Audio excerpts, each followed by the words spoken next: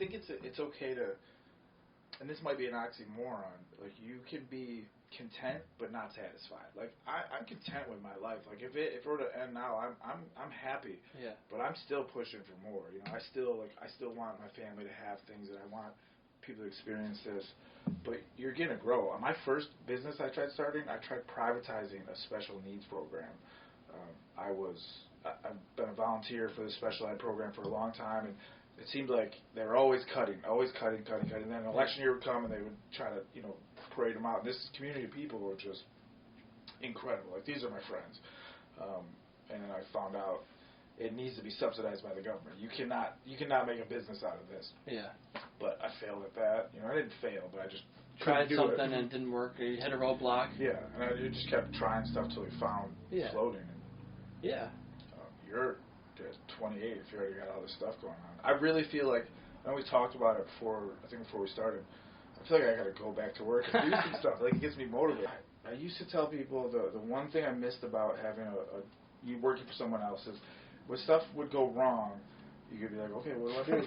It's not, I missed that. But the truth is, you don't want things to go wrong. No. Like, when things do go wrong, I love that it's on me to figure this out. Like, there's no, nobody else is coming to help me. Like, I got to figure this out or call somebody that can do it for me. It's very satisfying when you figure it out.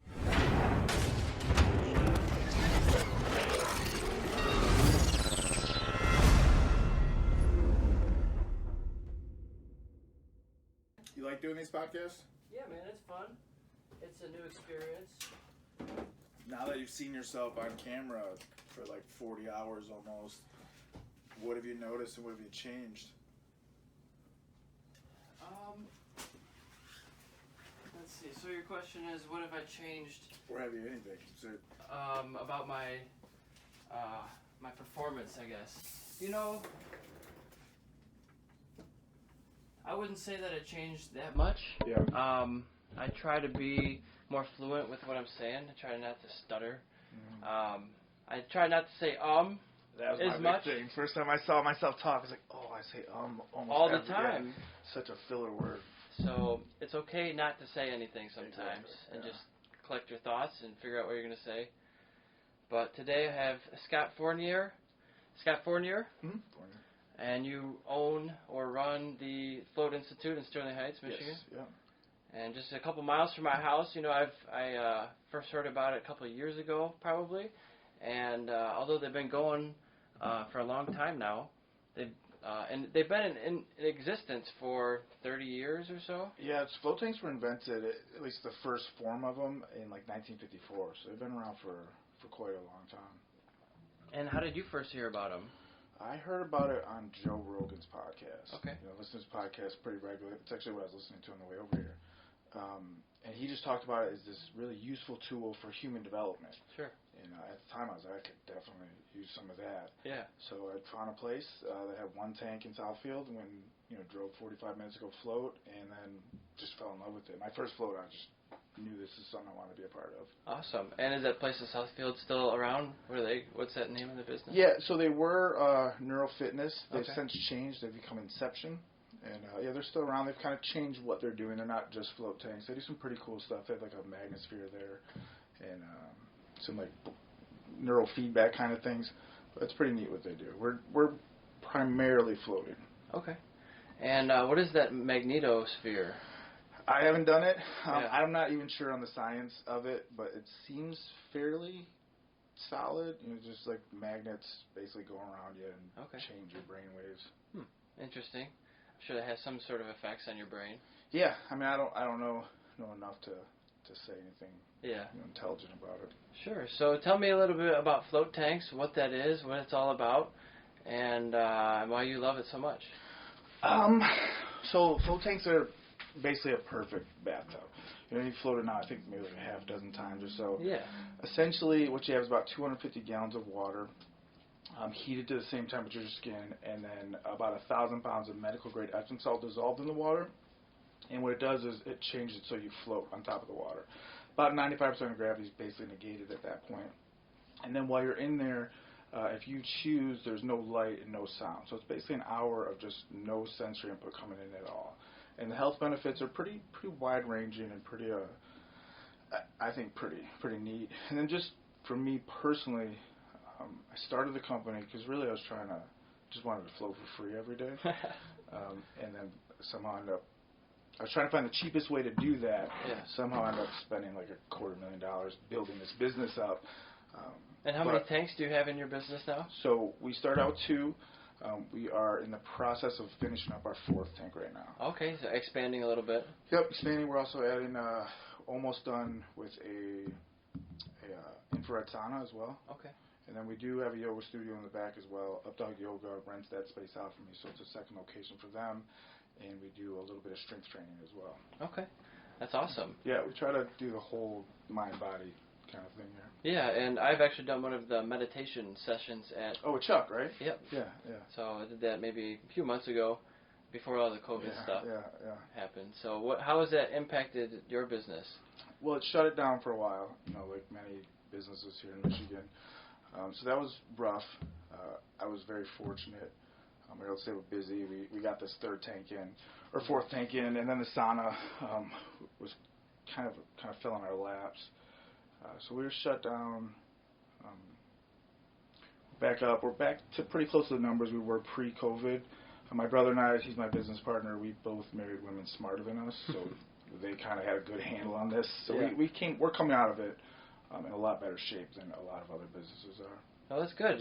Some businesses can't have any capacity, or the rules are changing by the minute. Yeah. And then I don't know if it was Photoshop. It's probably real, but I saw Gretchen Whitmer at some state thing, a photo with her not wearing a mask, talking to all these people. So it's like, is there a hypocrisy here? The controversy. Yeah, it's crazy. I got a guy that he brings like food and stuff in for the shop. And he says he's seen, and he goes to Traverse City, to the west side of the state, he's seen 1 to 3 businesses a day shut down, just closing their doors. And not reopen. Yeah. Maybe. So it's scary. Yeah. It's unfortunate. Yeah. And float tanks are pretty interesting. I've done them, I think, 6 to 10 times. I've also gone to Inception a couple times. Oh, you've been there? Yep, I've been there. What did you think of it? I think it was a great facility. Yeah. Just different, you know. They have a modern-esque feel to it. I like the front of the building, too. Yeah. Cool. And I'm sure it's in a great area. I mean, Sterling Heights is good, too, and it's more middle class as well. So they both have good features about their location. But I've actually bought one for my mom, and she's gone, and she enjoyed it so much, she bought me one. Oh, excellent. So we kind of exchanged back and forth. So I think they're beneficial. I was trying to explain it to a guy at work today, but I'm sure your words are a little bit better than mine. I don't even know if that's true. My whole job is explaining what floating is, and then you get somebody in the tank, and they're like, I had no idea it was going to be like that. It's such a hard thing to describe. Yeah. There's really nothing else like it on the planet. I mean, being out in outer space, except not cold, is kind of how some people describe it. Yeah. But you can't even describe it until you do it. Yeah. And how often do you float? So once a week is non-negotiable for me. I have a 4-month-old and a 2-year-old and a 12-year-old, so my wife does not let me get out as much as I would like to. She's very understanding. But so once a week is kind of non-negotiable. I think to really see the benefits, once a week you got to go. If I can get in more, I definitely do. Okay. I think I've been doing it at least once a quarter now for the past year or so. Mm-hmm. I would like to do it more often, but I'm just a little busy right now. Yeah, no, I spend most of my life 10 feet from a float tank, and I have trouble getting in them sometimes. Yeah, it's one of those things where it's great for a reset too. If you just need some time by yourself or time to think, it's nice. But some of the health benefits for like lowering blood pressure, cortisol level control, that kind of thing, you need to do it consistently. Right, to see those lasting improvements. Yep. Yeah. So it's kind of like a maintenance every Yeah. once in a while. And what is the cost like for a first timer? So you have a code where you can get your first float for $35. Yep. That code is I think it's Eric S35. Yep. Yeah. So you can use that and you'll get $40 off a 60-minute float. Mm-hmm. Which sounds pretty good. Yeah, it's a good price. I like those prices too. One of the reasons I started this company is I wanted to float more, and $75 for a float was a little too expensive. Yeah. I got my own place, and then I made the float $75 right away. So I'm like, I'm kind of a douchebag. That's not the thing to do. So our regular price is $75 at the moment, but we're always running specials. Yeah. And I really think I'm probably going to keep them at that lower price point, like the $40 per float type float. That way it doesn't feel like a luxury. It's something you can do to make part of your monthly or weekly routine. Yeah, that makes a lot of sense. You'll probably have more frequent people who use it. Yeah, That's what I want. And when you have all 4 tanks up and running, how many sessions can you do a day? So I can do 7 per tank. Okay. So 28 total. Okay. Would you ever consider extending those hours? Oh, yeah. It's do a 24-hour like a laundromat, you know? Well, I would love to. There's a place in Portland that does something similar to that. They have their numbers drop off at night. And sure. Portland's a much different place than Sterling Heights is. Yeah. We're definitely a working-class town. We don't have a nightlife so much. No. Yeah. So if it were there, I think what probably will happen is we'll expand into new areas. Okay. Yeah, new locations? Yeah. And what are some of the locations you've been thinking of? Well, I mean, Rochester and Troy are nice areas. So local. Yeah. I mean, You're not talking like Oregon or something. Not yet. No. This is a company that I would like to see. You know, I have some pretty big goals with it. That being said, we need to make sure we get everything right.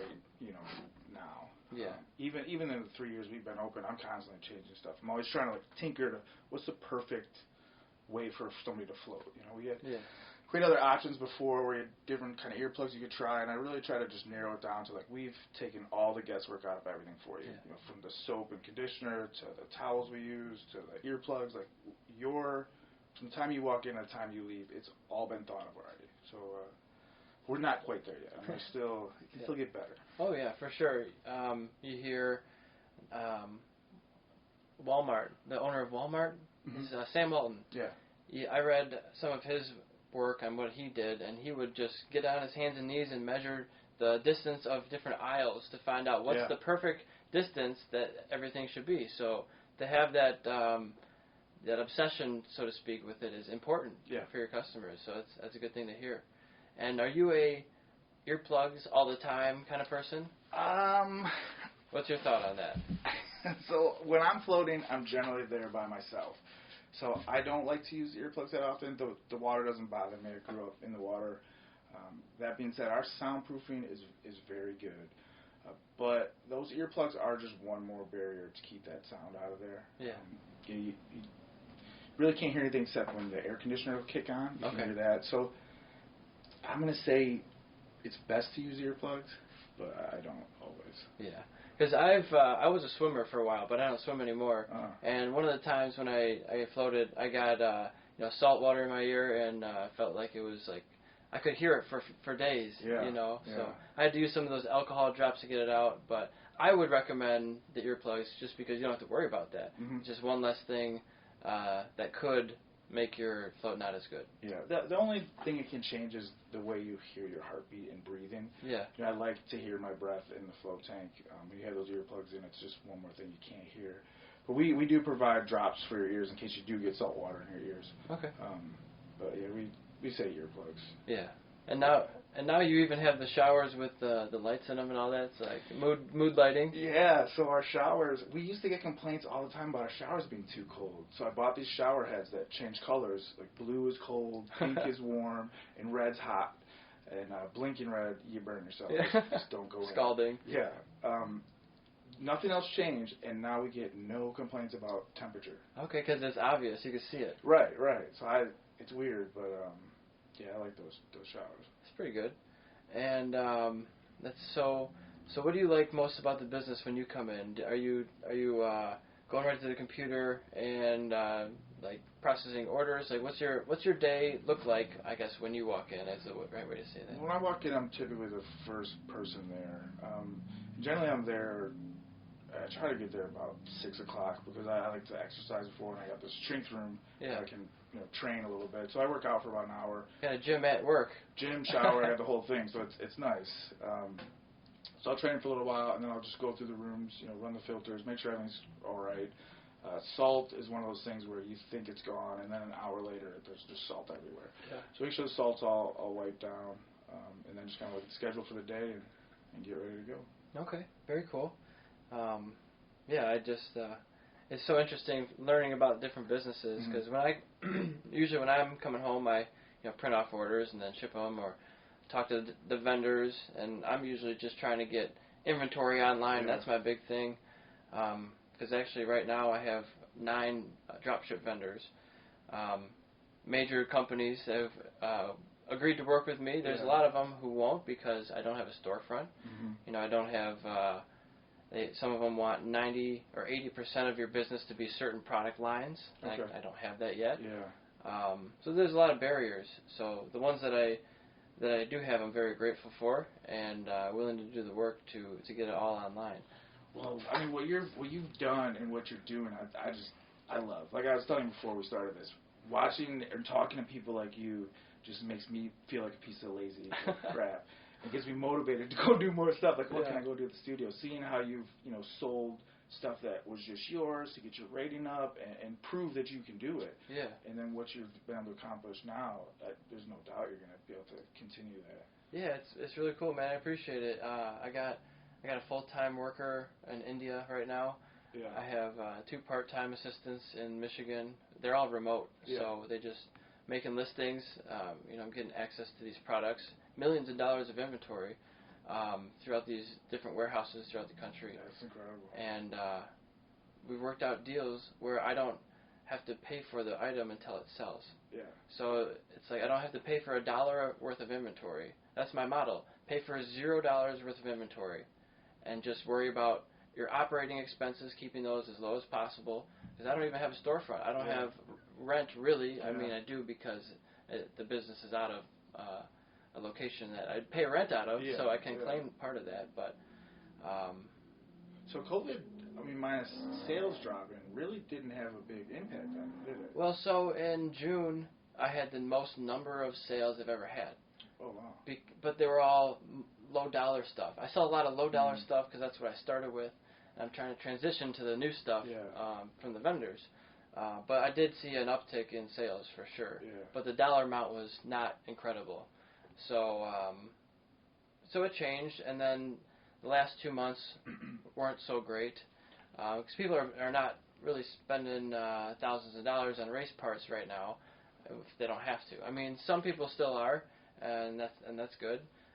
We're just getting M4 performance exhaust online, and those are great priced items. And I just sold a couple of those. Well, you probably have a season too, right?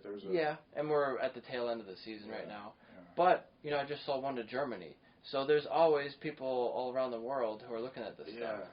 See that people they trash like the world as it is today, but I feel like we live in the best time ever. I mean, if you have a goal or a plan, and you can do and be anything. It's you got to work hard, you got to have a plan, but there's really nothing stopping anybody for the most part. Yeah, except ourselves. It seems I wish it would happen a lot faster. That's my biggest frustration is I'm trying to be really patient with this business, and I started with a group of stuff that wasn't high dollar, so you're not going to make millions of dollars off of it. So I laid the groundwork. I have I don't even know how long, 50-page manual, let's say, that describes everything from start to finish, how to list and sell a product on eBay, Amazon, Etsy, Craigslist, Facebook Marketplace, whatever, all of them. And so the idea is to get this manual bulletproof so that everything that you ever need is in this manual, and I'm now out of the equation. Mm-hmm. You don't have to ask me anything. And now I have this guy in India, I have 2 remote workers, and we email each other back and forth all the time because it's not perfect yet. But, it's getting better all the time. And I have 100 emails back and forth of good information that's now written out in step-by-step how-tos that you just need to copy and paste and put in the right spots. Yeah, that's the way to go. So, and also, one thing I've thought about from doing this manual is, man, I could sell this as this is how to sell stuff on eBay. Insert products here. And right now, that's huge. People can make a really good living because it took me a long time, and I'm still developing that. Like 5 years, I've been developing this manual, and it would give the leg up on someone else in a big way. Well, I would definitely pay money for it. And what you're doing too is so smart. That's creating a real business. You know, something that you don't have to be there to run it. Right. You know, right now, I remember when we first made a hire, I was getting phone calls like 10, 5, 15, 20 times a day. Like, what about this? What about this? And I'd be like, listen. Oh yeah. You do what you think is best for the customer. You know, it's not your money. If it costs, if you got to give them free float or give them a refund, that's fine. If I don't agree with it, you know, we'll talk about it. But it's not. Just make sure you're doing right by that person. And all of a sudden, the phone calls dropped. Right. And people were really happy. But even as we continue, the business, like either myself or my brother, have such a impact on it. If we were to disappear, it just falls apart. You know, it run for a little bit, but that's not really what you want it to be. Like, I want to be able to step away. Sure. It feels good to me that, this place would fall apart without me, but also I want it to run perfectly without me. Yeah, and the goal is to get there. It doesn't happen overnight. No, it's just really slow process. Yeah, it is. And there's mistakes that are going to happen, and there's a quote that says something like, you have to, in order to make the big good things happen, you have to let the small bad things happen sometimes. Yeah. Mm-hmm. And that might be, well, maybe a customer gets pissed off one time, and that's not good, but you maybe accomplish this bigger thing somehow. So you have to get away the bad with the good and all that. And I'm kind of in a service type industry too, so for me it's like, don't let that customer or guest leave upset. You know, do whatever you can, and whether that's, hey, come back and bring your whole family in for a float, you know, which has never had happen. People generally, they're pretty good, but I'd rather have it cost me some money, because in long term, I know it's better for everybody. It's better for the business. It's better for these people. Sure. What you're doing, I think, is a little different because you're selling stuff. You sell the wrong thing. Like, you get angry customers, or heaven forbid, you ship something to the wrong place. You know, that's not good. Yeah. It happens. I mean, or gets lost.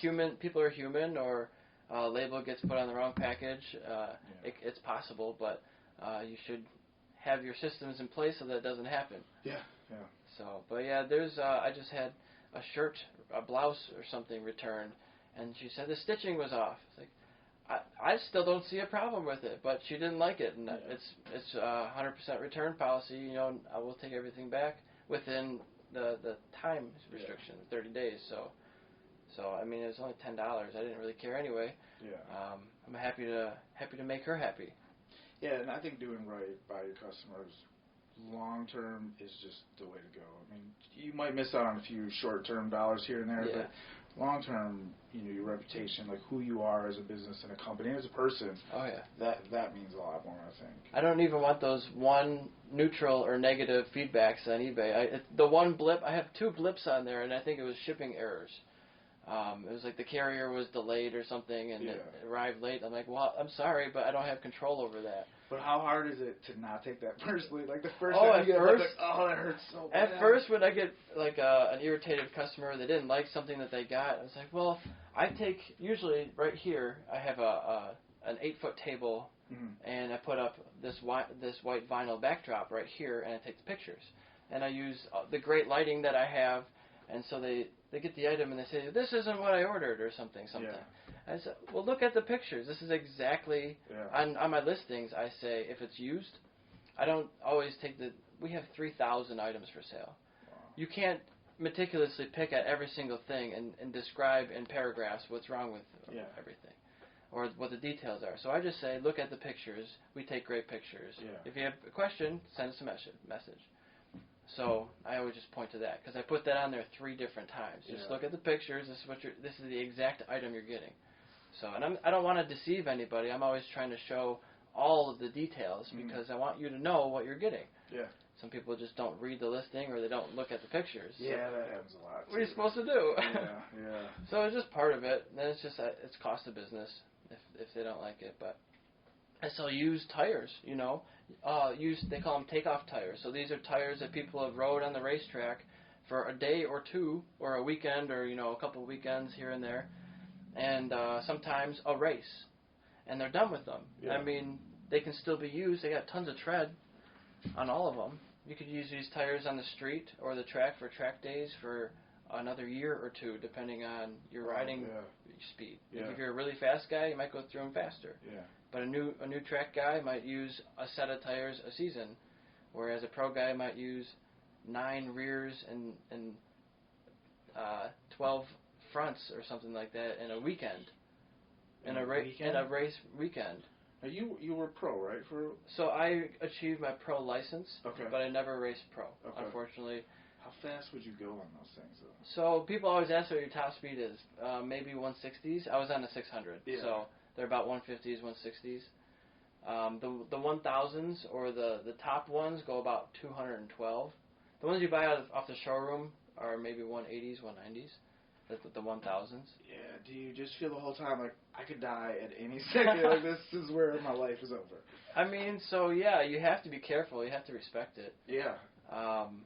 It's something that can definitely hurt you and does if you treat it wrong or if you do something wrong.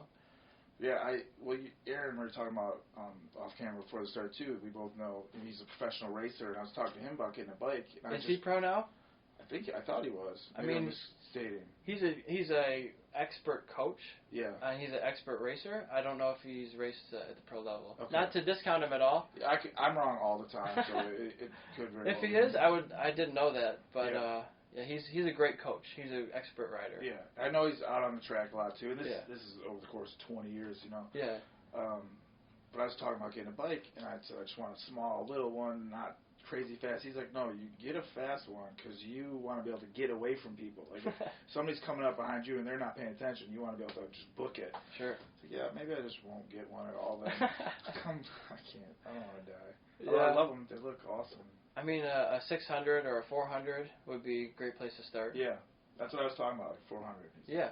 No, go bigger. I don't know. I mean, it'd be an entry-level bike if you've never rode before. Mm-hmm. I would go with the 400. I've talked about it on this before, with getting with the 400. And you use less tires because it's not as powerful. Like with the 600, I was using about 2 rears and a front a weekend. Wow. I would have liked to change them more often because I was doing six or 7 races a weekend and practice and all that stuff. So you want to have the freshest tires because you're trying to go as fast as possible. Yeah. But when you fall, I mean, those things are super thick too. They help a lot. And so almost every single time I crashed, I was fine. Yeah. Almost. One time, I hit a barrier. I hit the pit wall at about 130 miles an hour. What did you break? Everything. Yeah. I broke 7 bones. Hospital for about 2 weeks. And so I've become, and I was before, just a huge advocate for track safety. Yeah. I mean, it's really difficult to redesign the entire track. That's not realistic, maybe, but the new tracks, I think, should have certain requirements. Yeah. Or this track, they didn't have any hay bales or air fences or tire. It was just a guardrail. Yeah. And so there could have been something there in front of it. They do have these big air fences, but they're very expensive, but they save people's lives. Like, buying that air fence would have been cheaper than the $63,000 medical bill or whatever it was. Wow. I think it was more than that. Yeah. Being physical therapy, occupational therapy, speech therapy, because I got a concussion, collapsed lung. Should have came floated. Floating is incredible for concussions. Is it? Yeah. Actually, so Aaron is the guy who gave this gentleman a concussion. Because Aaron teaches, mixed martial arts and self-defense. And he has his own studio, right? Yeah, Tracy's down in Clinton Township. Okay. Great school. I mean, they are incredible. But sometimes the bad part about practicing fighting is you're practicing fighting and sometimes you get hurt. One of my friends got a concussion and it was so bad he would wear sunglasses at night. I mean, bad headaches, could barely remember his name. He was a friend of mine, so I'm like, just come float every day. You get knocked out? Oh, yeah. He lost consciousness. Very bad concussion. But we had him floating every day, and over the course of a month, he just was back to his normal self. His doctor was like, what are you doing for this? Wow. He was just floating. Wow, that's amazing. Yeah, I mean, it was pretty neat to watch. Probably, I would say, gives your brain some sort of time to sit and reflect and compose itself without external stimulation. Exactly. Well, that was the original idea. Is John Lilly, the doctor who came up with it.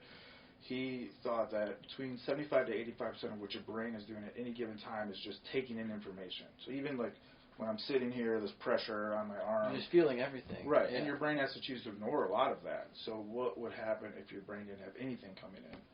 And the health benefits, like I said, were pretty wide-ranging. So do you have a monkey mind? I would say that I have a drunk monkey mind. I mean, it's just all over the place. Yeah.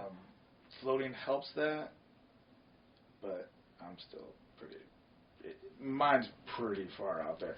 They've done studies where they had people who had never meditated before, put them in a tank for 60 to 90 minutes, and then using fMRIs and EEGs that showed their brains looked identical to people who've been meditating like 5+ years. Oh, wow. The effects didn't last for a real long time, but while I'm in there, I don't have a monkey mind, but I just tend to be like either go, or I'm asleep. Yeah. There's not a lot in between.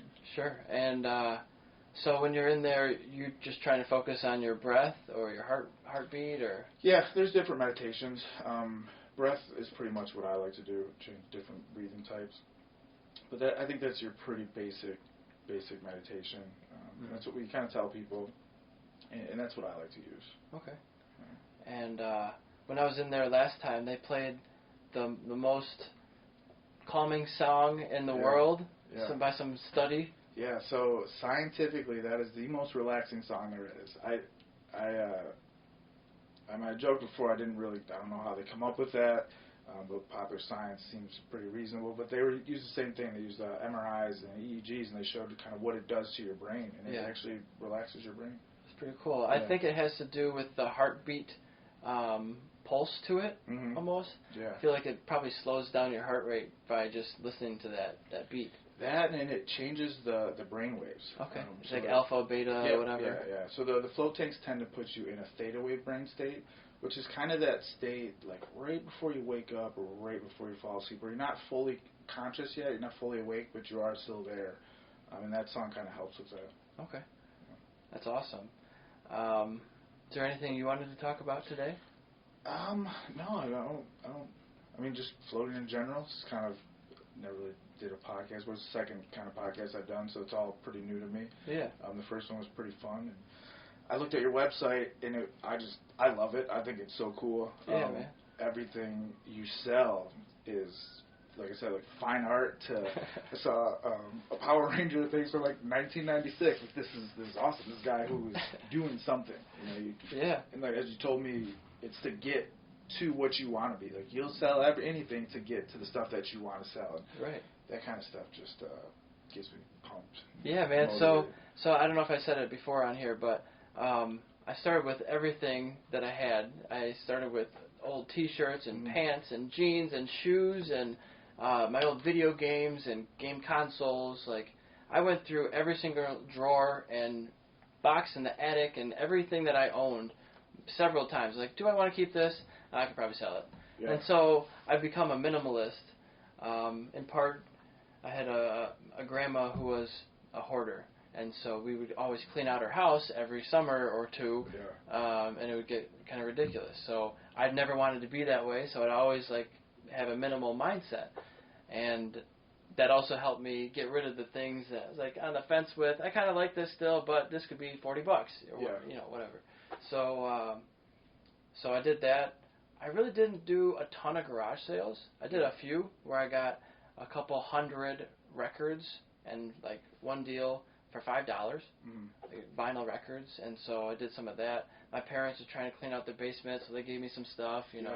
Some of it is my friends and cousins and family and relatives on consignment.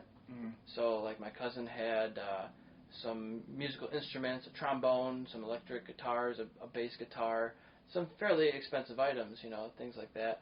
And I do consignment, so if somebody has anything over $50, I can take it and sell it for you. Yeah. I'm trying to be a little bit more selective right now because I have access to 20,000 unique products through my vendors, and I have about 2,000 of them listed right now online. Well, and you have to change, too, as you go. Like, I just love the idea of you want to be here with the motorcycles and selling the stuff that you love, that you know about. but in order to get there, you have to do this thing. So, Yeah. but by doing this thing, you become an expert at what you were doing, selling these parts too. It just, when I see people stop or like, I can't do it or that, like, again, you can do anything. Yeah, well, I felt like I hit a wall with racing because I was doing great. I had a bad crash. I had just gotten my pro license that year, a few months earlier, and that was the first race of the season. I was on a new bike, and I ran out of money.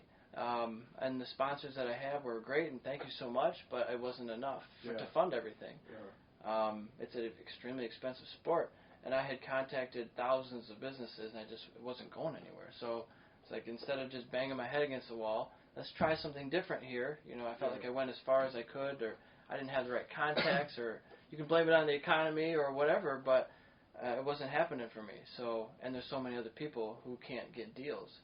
So I'm like, well, let's try to, instead of go after the sponsorship route, let's try to build a business to fund it myself. Yeah.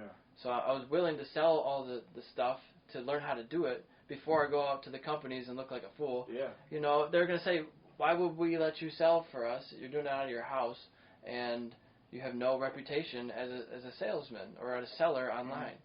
So, I think maybe I could have jumped to vendors sooner, and I waited too long. Yeah. But I'm here now, so I wasn't even sure if I should bring it up because I was like, I don't know if that's going to be like belittle or something. Because you're selling everything. I thought it was the coolest thing ever. I called my wife over and I'm like, look at this. It's got anything you want. You can buy anything. Like, you want to find. Well, that's my idea. I don't want to have a slow season. Yeah. So I want to have motorsports and power sports and racing related stuff, car parts, motorcycle, mountain bike, and also electronics, snow sports. Yeah. Like, why not? It doesn't matter. No one cares on eBay or Amazon or any of those marketplaces.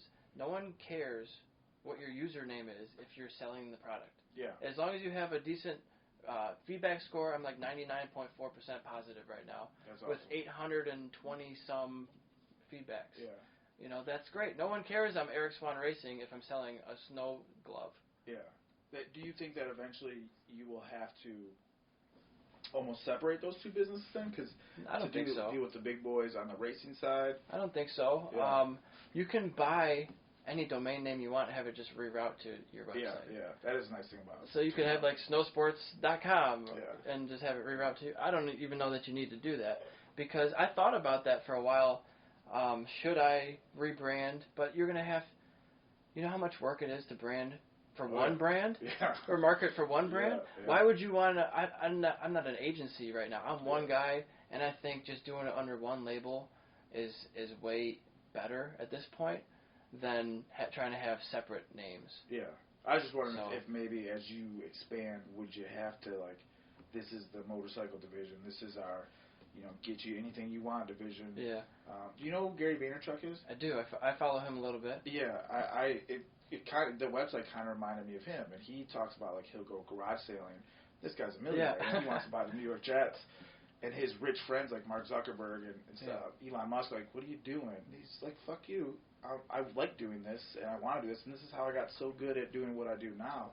And also, if everything tanks, I can still go make a living doing this. Right. So you've kind of developed a skill. I'm a little jealous, to be honest with you. I've become like water chemistry, I understand, and some plumbing and stuff, I understand. But essentially what I do is, I know the human body and how to put people in saltwater baths that are amazing, but I couldn't sell anything like that.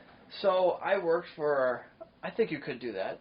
I just have some background experience. I worked for a motorcycle racing parts company for a couple of years, and I did their orders. I did order processing, and I did sales for a while. I did returns and worked with the products. I did product reviews, and I did videos with them that are still up there.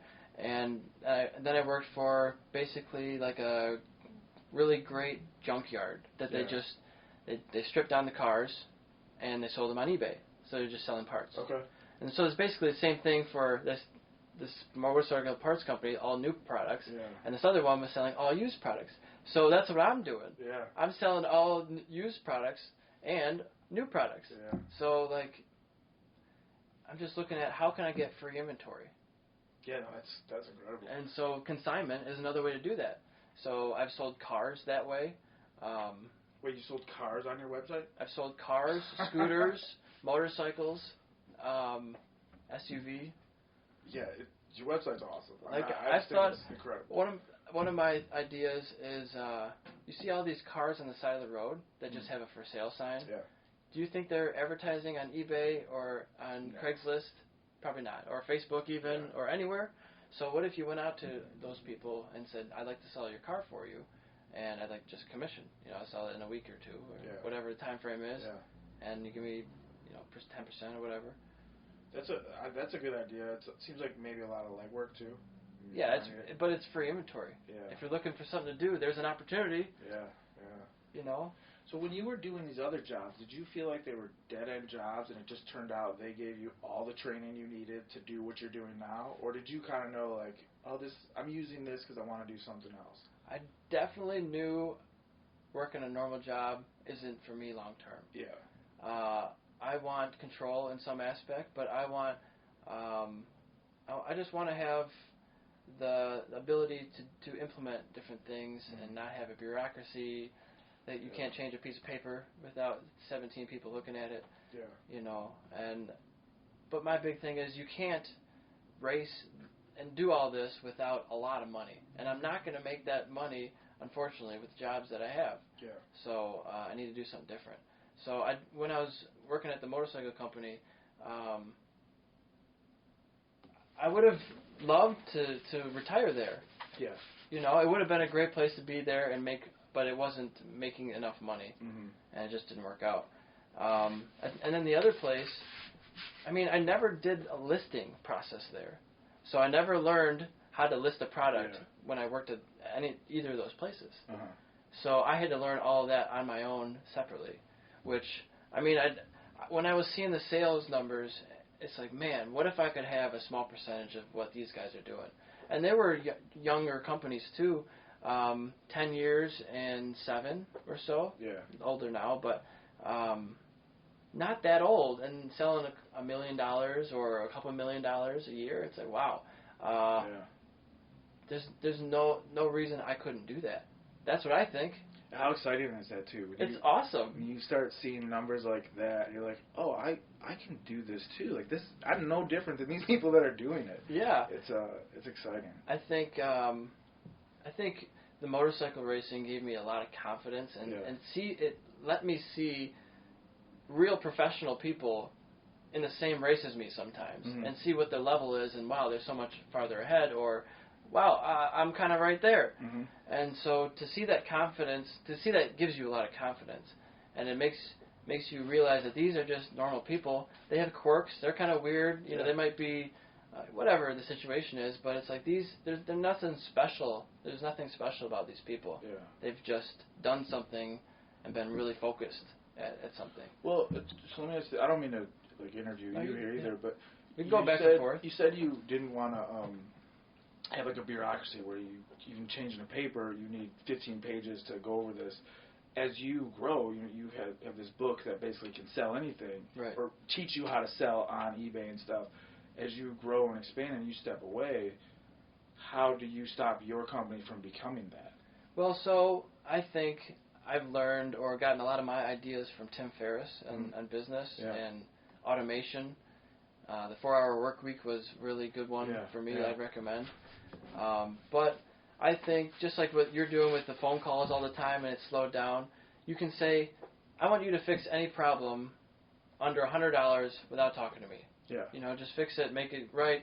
We'll discuss it at the end of the month. We'll do like a quarterly review or, every so often. And so one thing that I really want to do is implement, this is down the road, I'm not there yet, but eventually implement, I'm going to be gone for a week this week, and it's just going to run without me, and my phone is going to be off, just figure it out. And I've already done that when I've gone on vacation. Sometimes you have to answer a phone call or something, but for the most part, it's already there. It's just I need more sales to be able to fund somebody doing that full time. So you need to make enough money so you can step away. Right. So is that because of that book that you have, or the training that you do? So the automation, you mean? Yeah. So the goal is to fund racing. Mm-hmm. So I have to be able to step away from it. And just imagine when this is full up and running, I have someone shipping orders for me, maybe acting as a manager and kind of directing the VAs, the virtual assistants, on what to do. There's really no need for me anymore. It's just finding new vendors, new products, and just continue the process. There's no. You asked me, do I want to stop what products I sell or new categories? I just want to keep expanding in new categories. I want to focus on certain things for sure, but why not go into knives and watches and washing machines, like whatever. I was just looking at we were talking about saunas today at work. Yeah. And I said, those aren't that expensive. You could put one of those in your house or outside. You can buy one from Costco for like $1,300 up to $5,000. And I said, man, I'm selling the wrong stuff. I should be selling $5,000 saunas. Yeah. It's just, I have a friend who sells real estate, selling millions of dollars of houses. And I'm over here selling books and CDs sometimes. Like, I'm selling the wrong stuff, man. Like, this is not working. Well, it's probably a different skill set too. Like, getting someone to pay $5 for a vintage baseball card is different than getting someone to pay $5 million. Like, that $5, I'm not gonna think about that much. That $5 million, the skill set to sell those two things, or who you're just talking to, probably is different too. Sure, it's a totally different clientele. Yeah, I've never really been much of a salesman. I'm just saying, I gotta get away from the low dollar stuff. Yeah. And I'm not doing those anymore. But it was, I started with so many books because they're so easy to inventory. You just put in the ISBN at the back, and you're pretty much done, and it has all the information for you. Yeah. So it's like a super quick thing. And some of them, like if you get a textbook, a good textbook, like $100. Yeah, it's crazy. That's the racket you got to get into. Yeah, textbooks. Yeah, my roommate was a U of M grad. One of the smartest dudes I ever met. He was so smart. We'd have these conversations about philosophy and stuff. And his college roommate ended up going to MIT and is a professor at MIT. I'm like, so is it like when you talk to me, are you like talking to a monkey? I was like, well, you don't really add anything to the conversation, but you can keep up. But all right, thanks, man. Yeah. But his roommate he wrote this math book, and then every couple of years he would just change the forward, and his TA would do it, and he'd get like $200,000 for it. Wow. That's insane. It's like a loophole somewhere. Right, and math doesn't really change. Math is math. It's been the same thing for a long time. Yeah. I didn't think they're developing any new concepts that you're studying at that level. Right. So I'm in the wrong business too, I think. Well, I mean, so how do you like being in the float industry so far? I love it. In terms of like a career, it's incredible. We're new. We're not quite a startup, but we were a startup.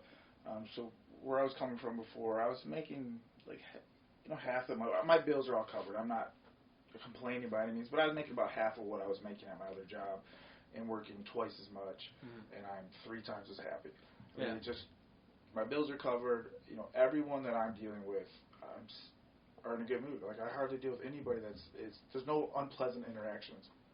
When people are coming in for pain-related stuff, I see people that are coming in hurting really bad, and they're leaving, like, jumping and skipping. Like, I haven't done this in years. So it's great. Yeah, it's really rewarding. I imagine it's what a doctor would feel like.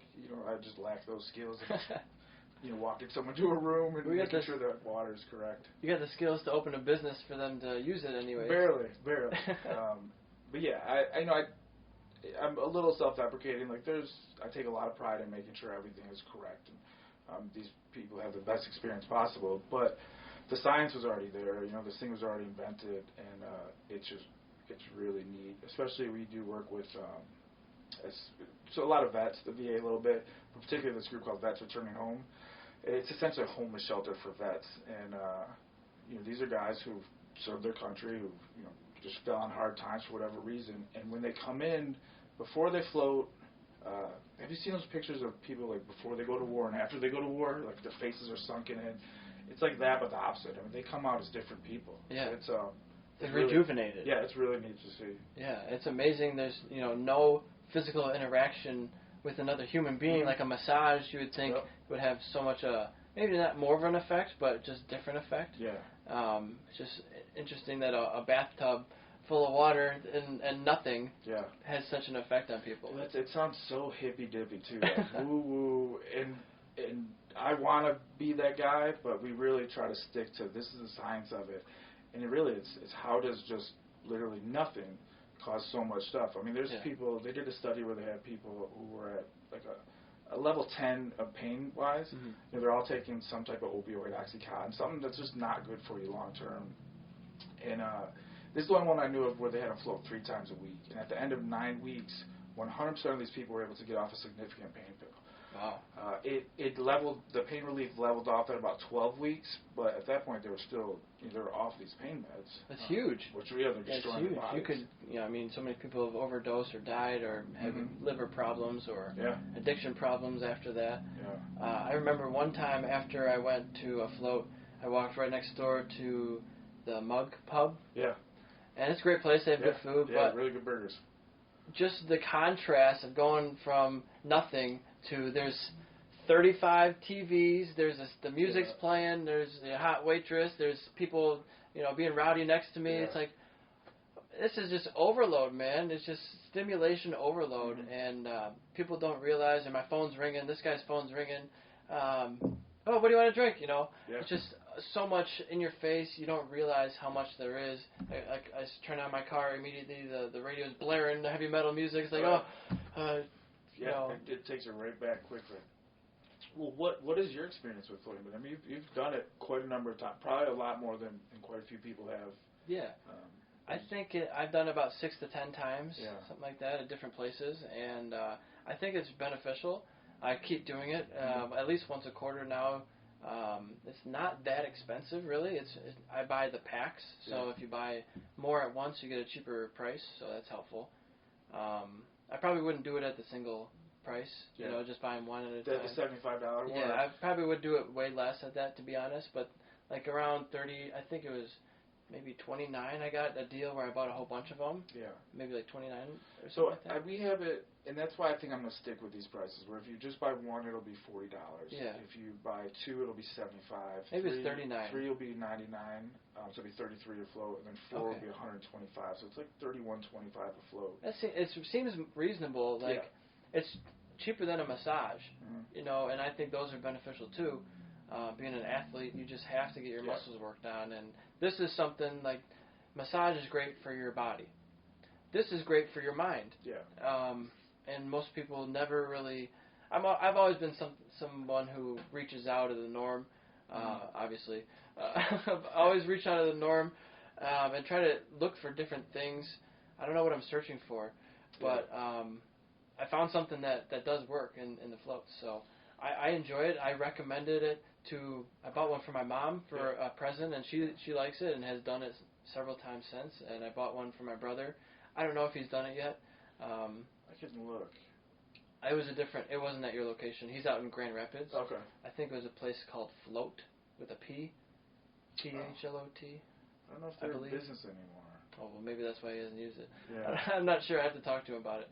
But either way, I recommended it to the guy at work I was talking to today, and he said, I'm going to tell my girl about it because she's having some issues, I guess, and going through a divorce and this would it takes your mind off of things.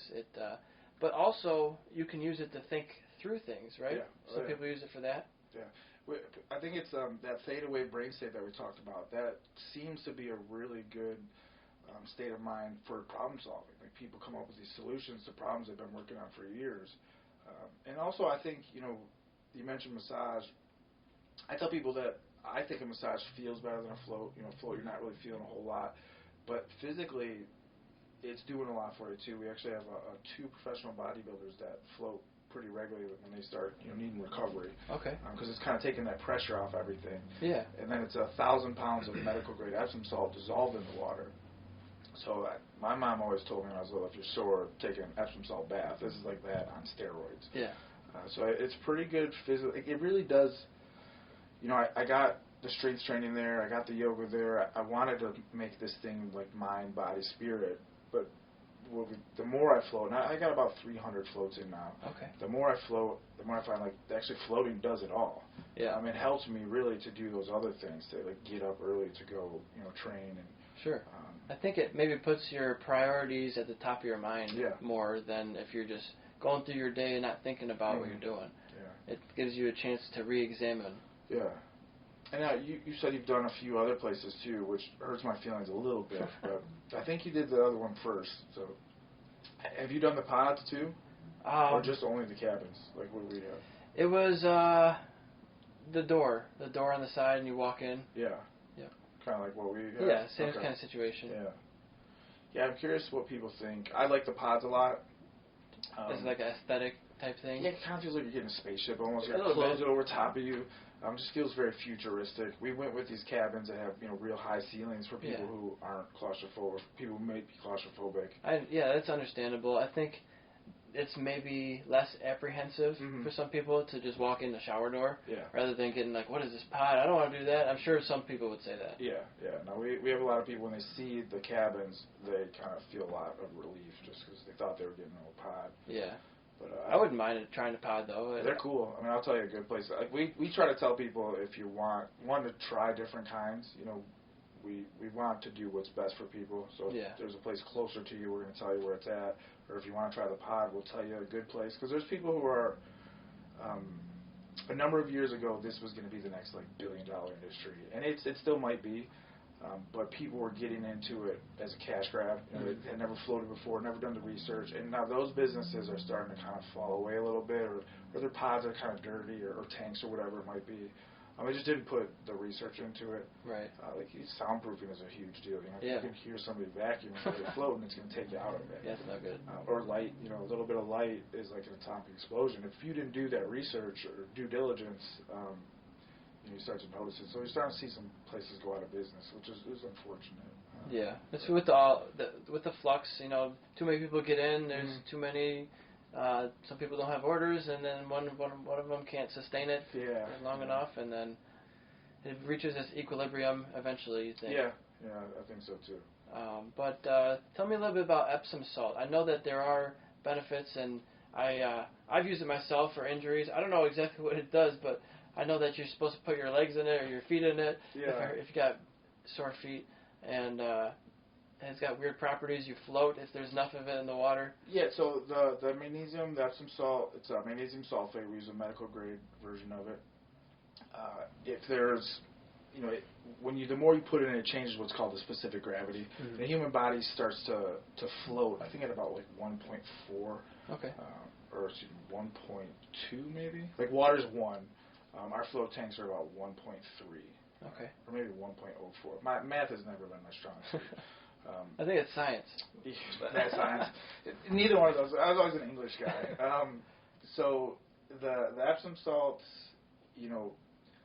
magnesium is responsible for, I think, 300 different chemical reactions in your body. Oh, wow. And about 80% of Americans are magnesium deficient.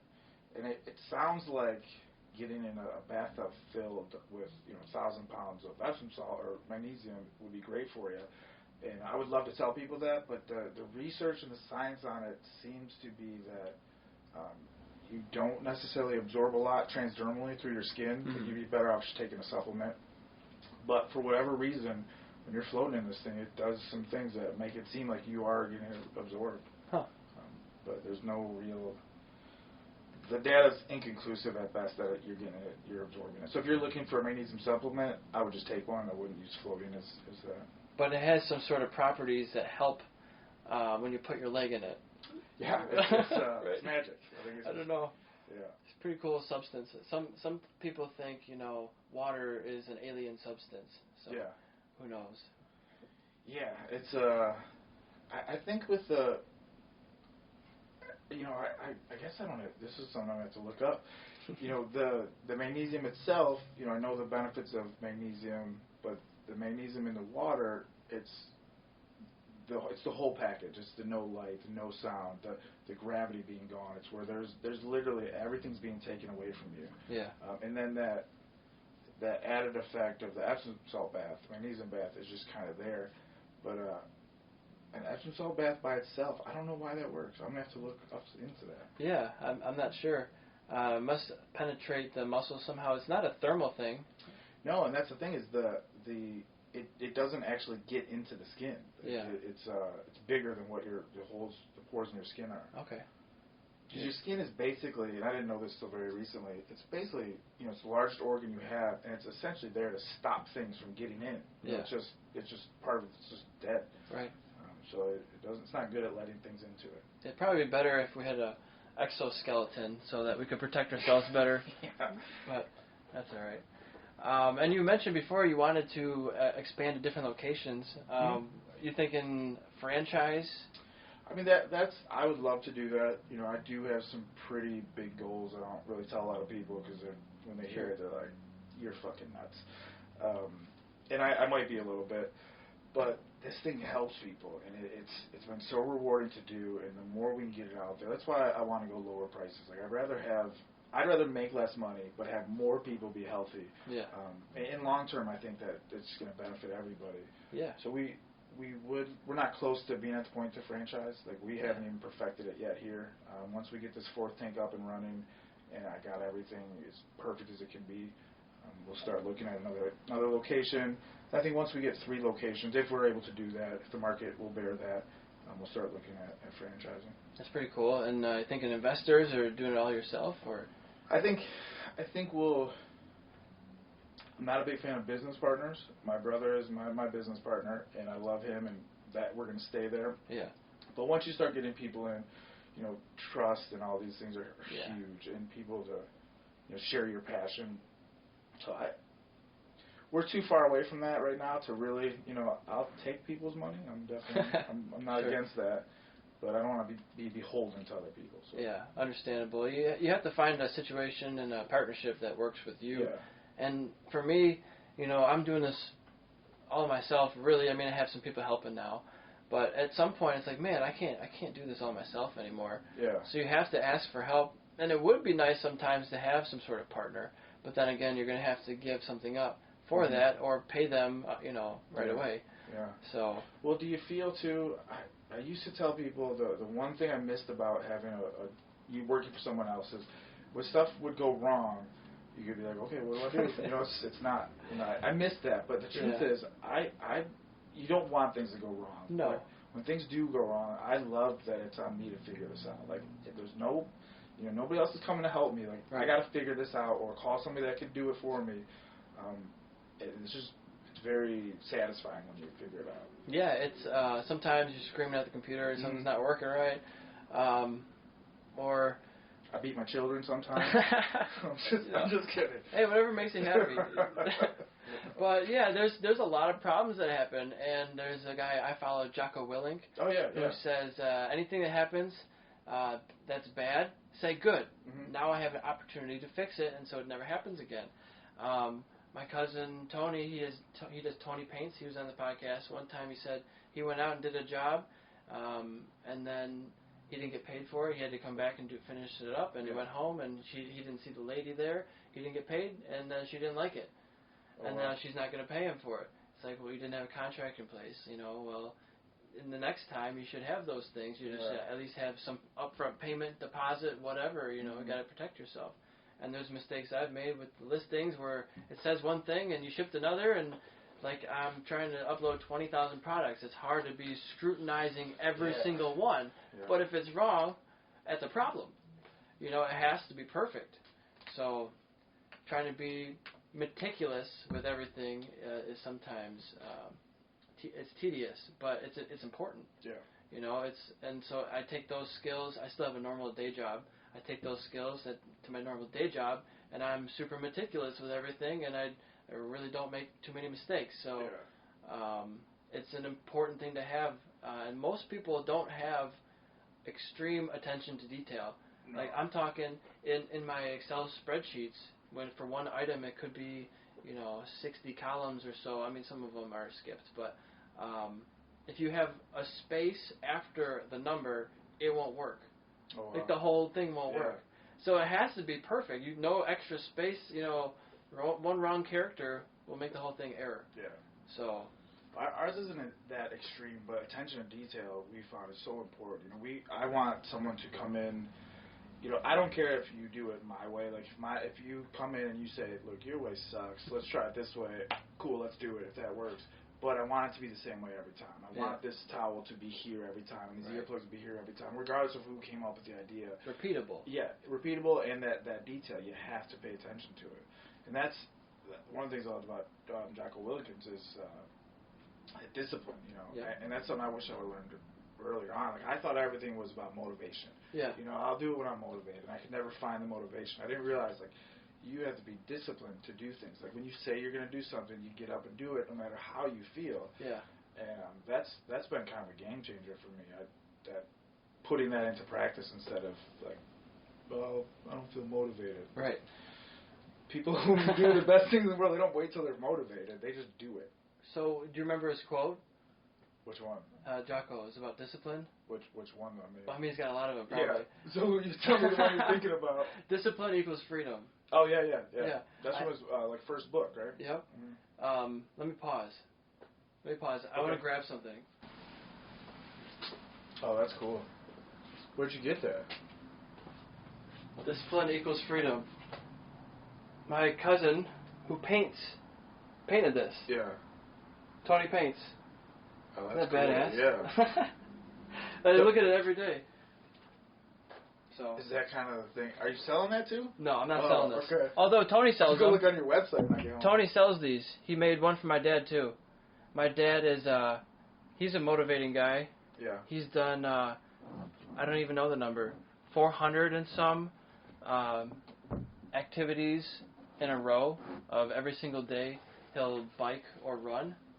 Wow. And so before, he's 62, 63. He's turned 63, I think. That's cool.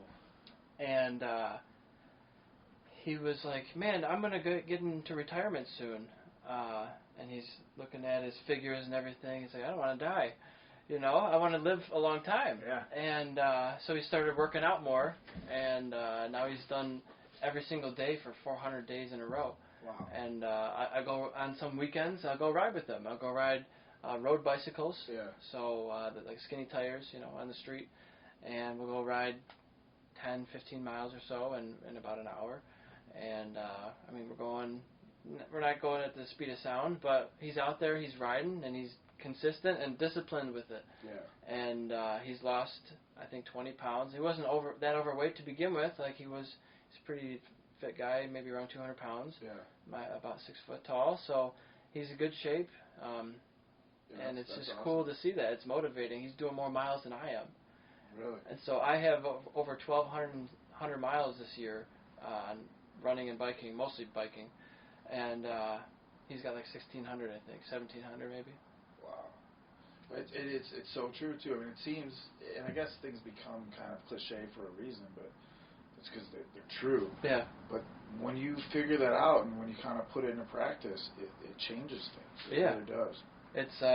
It's helpful, you know. It's when you don't feel like doing it, do it anyway. Mm-hmm. Because I mean, depending on what it is, if it's something you want to do and you're trying to achieve a goal, then do it. Yeah, if you've decided I'm going to do this, it doesn't matter if you feel like doing it or not. Although I'm not always great at it. Sometimes when you push that like 90-hour week, you know, work week, and you're like, I'll just it doesn't need to be done right now. I'll do it tomorrow. Yeah. But that's when I find like I suffer, my business suffers, you know, everything, the people around me suffer because I'm not doing my best. Right. And so, it's tough to manage everything. Being a business owner, you're never done. You just find a time to stop. Yeah. Right? Yeah. And so, like, I've been trying to make these to-do lists and, you know, arrange. They're not really to-do lists. It's like a project list of everything that needs to be done, right? Not like today I need to do this. Yeah.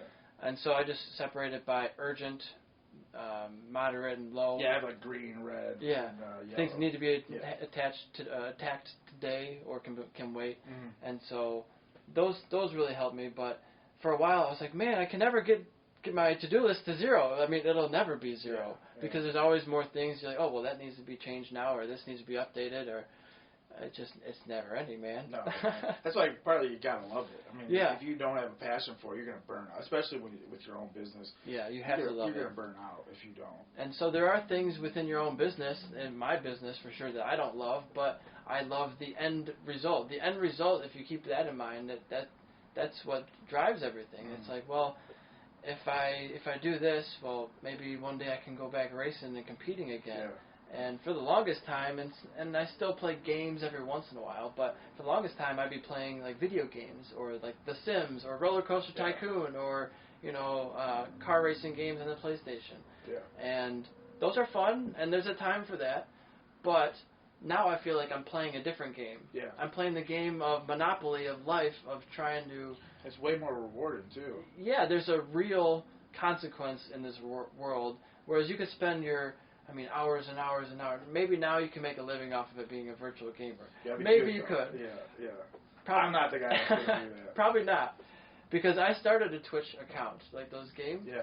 For when I do play, I'm like, well, if I'm going to do it, I'm trying to create all this content anyway. Why not? That's another free content, basically. So I bought like a Logitech camera for $50 or Amazon, and so I can stream now. And I have a simulator. Really? Racing simulator with pedals and wheel and paddle shifting. So do you? But isn't it like anything else? You gotta, especially with Twitch, you gotta be consistent. Like I have like no followers on there because I don't play it very often. Right. I probably was on Twitch a month and a half ago, maybe. Yeah. So not that often, but it's a fun thing when I do use it. Yeah. So it's just I'm with you. I got a friend. Couple of friends who, they'll complain about where they're at in life and stuff. I'm like, dude, you play Call of Duty till 3 in the morning every day, and then you don't wake up till 2 because you don't have to work till 4. It's like, all that time you could be doing something. If that's what you want to do, fine. That's don't complain though. It's not that life's not fair. It's you're using it in a way that's not getting you what you want. Yeah. Which is I did it for a long time. I don't even think my brain was fully developed until I was like 30. I was like 30 and something kind of switched on. And it's like, oh, okay, I don't want to be an idiot my whole life. Right. I'm still working on it, but I'm getting there. Yeah. What is stopping you from leaving your day job? Is it just like that's that big step where it's you're a big step. So I started this business while I was unemployed. Okay. Which helps because I got unemployment, and what's stopping me is just a sales number. Okay. So you could also say though, but yes, you'd have more time to work on it to make it better and all this. But right now, I just started the VAs. I call them the virtual assistant. Mm-hmm. I just started the VA in India back in February. So it hasn't been that long, but we are growing at a faster rate than we ever have. Yeah. So with the number of listings being done, it's skyrocketing. So I think by the end of the year, we should have about 10,000 listings for sale. And right now we have just about over 3,000. Wow. So a tremendous amount of growth. And there's a lot of them that are about 95% of the way there. They just needed little columns fixed here and there to get them working online. So what's stopping me from quitting my job is I was just writing a whole bunch of stuff at this sales number, I should be able to do this. At this sales number, I should be able to do this. I just need more sales. I'm just trying to promote myself as much as possible because my sales aren't enough. Yeah. It's pretty good for being a side gig right now, but it's not enough. So I just need more volume. I've shipped over 2,000 orders to all 50 states and 35 plus countries. So it's not nothing, and there are sales numbers, but it's just I need more. If you're selling the low dollar stuff, it's not enough. Yeah. So I can already see if I've already separated drop ship sales from physical item sales. Uh-huh. And I've already seen that the drop ship, even though the drop ships are fewer than the physical item sales, the drop ship dollar amount is several times the amount of the physical items. Yeah. So a while back, I said to myself, well, I want to get rid of all physical items because then, I just focus on the drop shipping. But I've already done the work. Why delist it now if I could have a few sales from that stuff? It really doesn't cost me a lot to have it already there. Yeah. It's just let's try to transition now to the new stuff. And we are. And but I still am accepting some consignment from close people, and try to keep it to higher dollar stuff. Because you can sell it takes you the same amount of time it takes to inventory a T-shirt as it does a race exhaust. Mm-hmm. Right? But then the race exhaust, if it's a vendor item, that same listing can sell an infinite amount of times. This one T-shirt can only be sold once. Yeah. So it's where's your time best used? You know, it's interesting too, because we have that same talk. First, let me just say I had the same thing about quitting my day job and going to the Float Institute full time, and something eventually forced me to. Like the people I worked for, I couldn't do. Like they just weren't good people. And then when I made that transition, like everything got better. My business got better. Like I got better. You know, but if that choice wasn't made for me, I don't know if I still would. I'd still be doing both things. You know. Yeah. I think you have a little more clear-cut stuff than I do, or I did. We have kind of similar talks about floating. Like, what do you charge somebody? You know, $75. This is, especially in our area, this is a luxury. This is something that people can't do, and we've kind of decided. And I've actually had a conversation with a marketer about 2 weeks about this. He's like, he can give me these numbers where I'm going to sell a $500 package, and now I only need 20 people to buy these packages, and I'm set. Yeah. You know, if you're selling it for $40, you need all these more people. But to me, it's like I'm helping way more people at $40, and I can recover a $40 loss, you know, as opposed to trying to pick up another $500 package. That's a little harder to sell. Yeah. And it seems the same and different, kind of like. Well, yeah, you're trying to find your price point. I would say if you are maxed out on your bookings and you're at you know, $75, then you could go higher. Yeah. Right? Yeah. It depends on if you got like one or two a day, then you'd probably go lower, you know. It depends, and it fluctuates even, you know, with COVID times. There's not a whole lot of extra money. So maybe you change for this year, maybe you rebound next year. Yeah, and you know, before COVID, we were booking out solid, like 2 to 3 weeks in advance. Yeah. So I figured either, you know, at that $40 price point, we were either too low or that's the sweet spot. You know, that's where people are willing to do it. But we were also trying to like weigh, you know, $75 gets you one person, or you could do two for $75. Mm-hmm. Two, you doubled the amount of people that you potentially helped, and also people with floating, they want to talk about it, so you're doubling the amount of people that they're telling as well. Sure. It's just interesting to me, like selling things and doing the service, how different they are, but how similar they are too. Or even some people do memberships. Yeah. So you could do like a membership model. There's so many models you could do. Yeah. You know, it's just whatever works for you and your clientele for your area. Yeah. There's no right answer. Everybody's different. No, there's definitely not, and I think there's choices too. Like, are you trying to maximize profits, or are you trying to maximize what you're helping? Yeah. With selling physical products, you know, you need to maximize, especially ones that I think aren't. You're trying to give people what they need, not necessarily like, you know, improving quality of life. Well, I mean, you can improve quality of life. Yeah, absolutely. But I guess it's I'm just different. Now. Yeah, it's just different. You're directly doing it. I could, depending on. I mean, you could say I improve the quality of the racer's life when he buys a new M4 performance exhaust for his Suzuki or something. But yeah, I think I've always wanted to stay away from the service industries just because it's much harder, I think, to take yourself out of it. But I mean, at least you're not hands-on with. You don't have to massage somebody. Like you're not a craftsman where you can't take yourself out of that craft. Yeah. Which is nice. So you do have that automation capability as long as you have a staff that can run it for you. Well, that's one of the problems we have too is finding good people or keeping good people. Well, we've found amazing people. You know, people that share. It's my business. No one's going to put into it what I would. If I can find somebody that'll put like 70-80% of what I would, then I'm super lucky. Yeah. If you just found yourself a new GM or a CEO. Right. Finding those people that have the same passion as you is difficult. You know, it's I imagine that's just across the board, no matter what you're in. Yep. Finding good people is hard.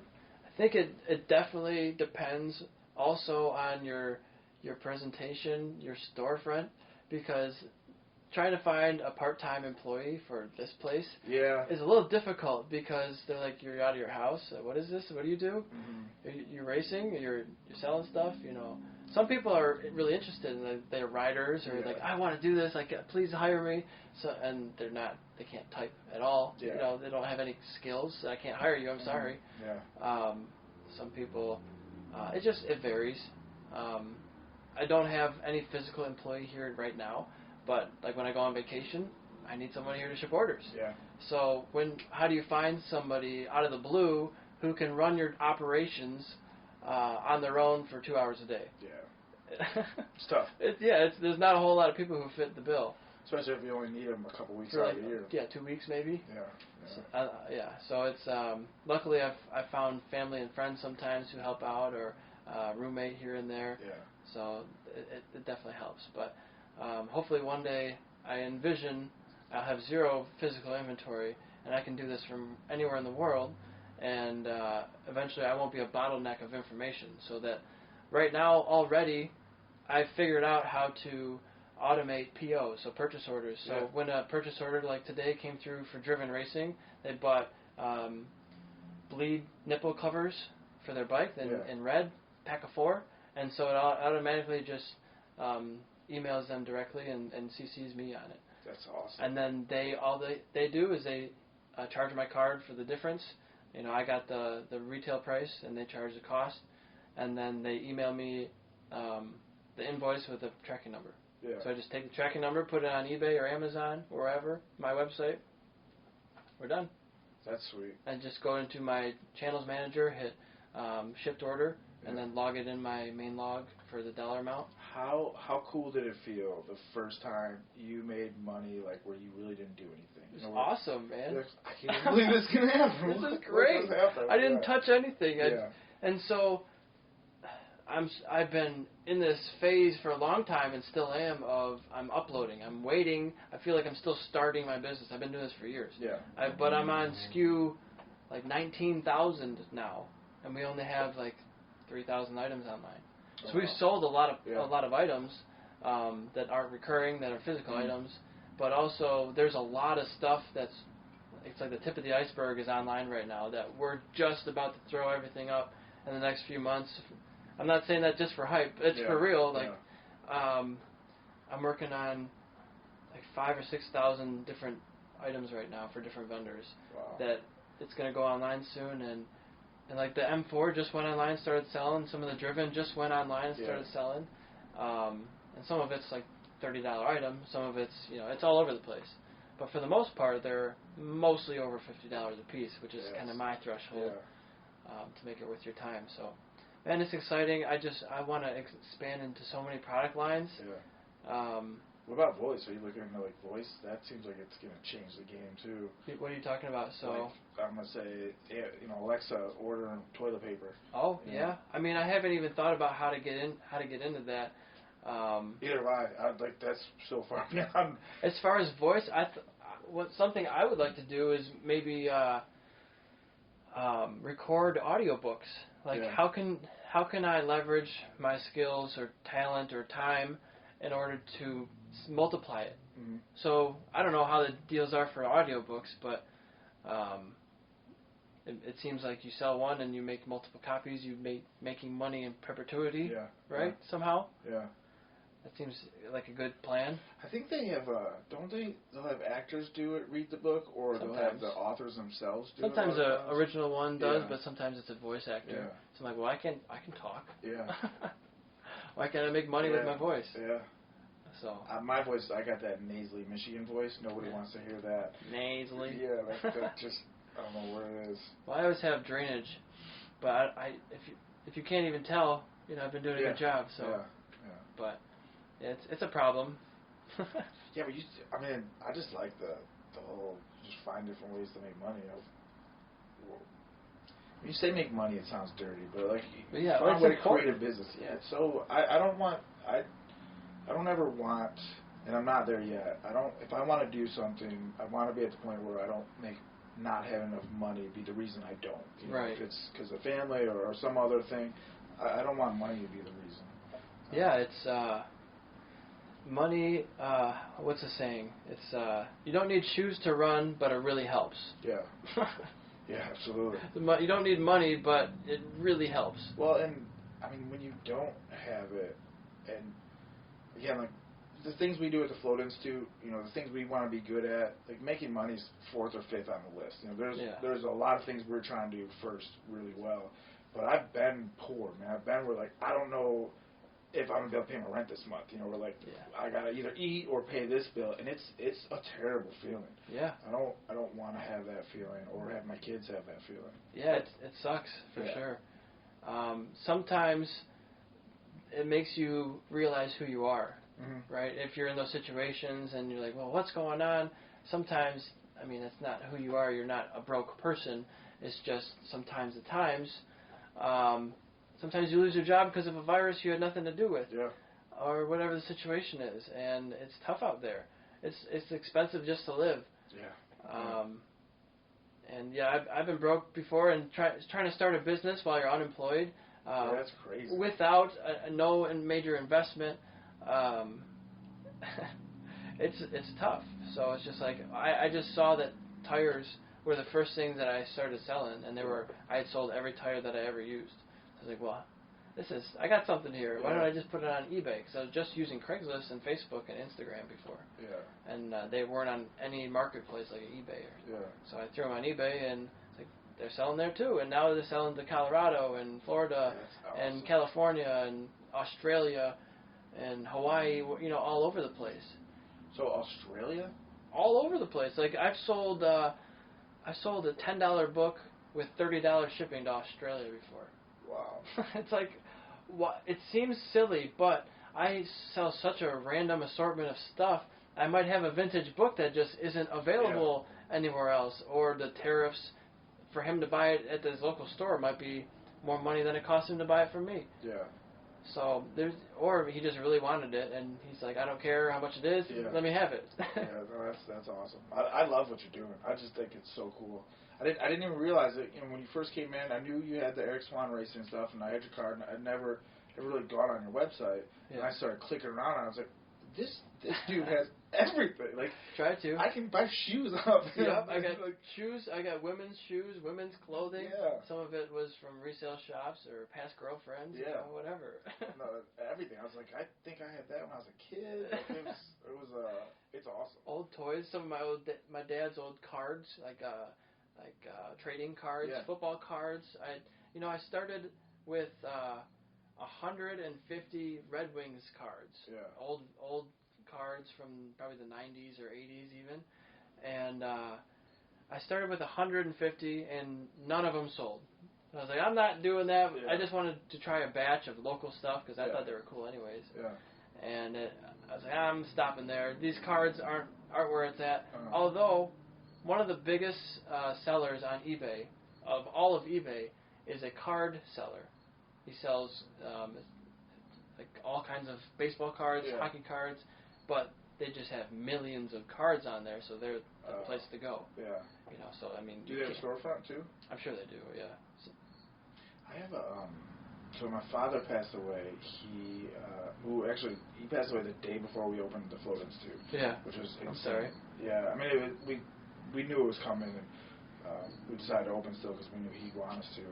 When he passed away, he passed down his comic book collection to us, and so he's got like Amazing Spider-Man #1 to like the current issue before he passed, like 3 years ago. So 1 to like 300 or 400 or something like that, or I think it's even like 700.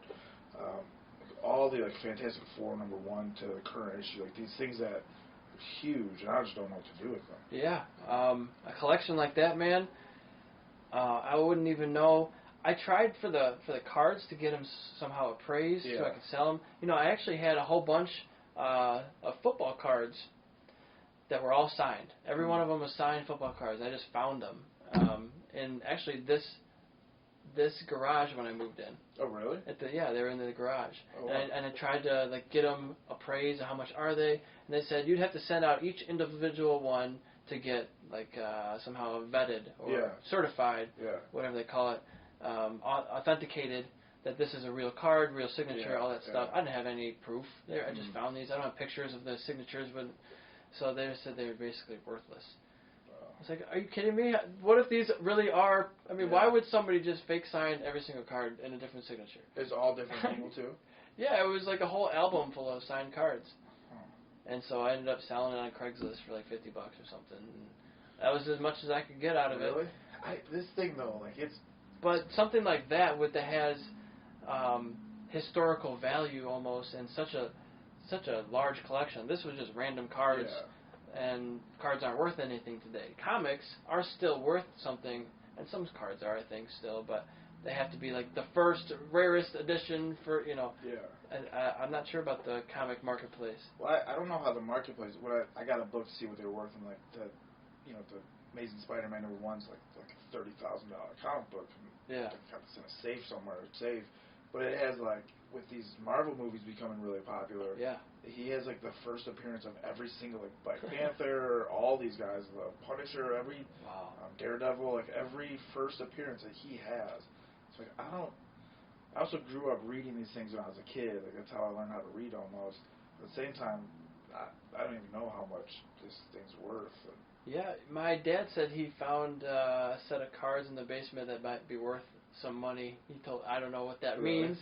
But yeah, you never know if you have a gold mine. Go on Antiques Roadshow or whatever that one is, where they give you a price. Yeah, I think Antiques Roadshow. I don't know if they'd be interested in comic books though. They're like, get out of here, nerd. But there's got to be a need for it. I mean, if there's somebody out there who's looking for a set of 1 to 300 and some of these comic books, you never know. Make an offer.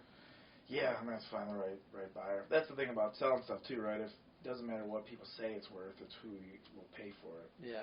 Oh, it's a funny story about that. So I have tons of mistakes. I make tons of mistakes all the time, but there's one listing in particular that was a TV dinner tray. It's just a tray. There's nothing special about it. Probably worth 35 cents at a garage sale. Yeah. I don't even know where it came from. It's probably my grandma's or something, you know. And so somehow it's listed online for $37,000 on Etsy. And it is the most watched and clicked on and commented and asked about listing that I have in my entire catalog here. And it was a mistake, and I just left it. And I get tons of people asking me about it. It's like, I have one just like it. Do you think that... they want to sell theirs, too. Yeah. Are you just going to leave it like that? Yeah, I'm just going to leave it. That's a good idea. And then more people click on my other listings and like, oh, let's see what else he has. You know? Yeah. So it's a marketing scheme. I think there was a comma somewhere in the numbers that screwed up the price. So I think too, mistakes are so important. People that are worried about making mistakes because they don't want to fail, like, make mistakes and you're not failing. If you stop, you're failing. But my office at one point was just failed ideas. Like, oh, I think these lights will be cool. I'm gonna try that. I'm like, that looks terrible. So I'm gonna put them in a box over here. Different.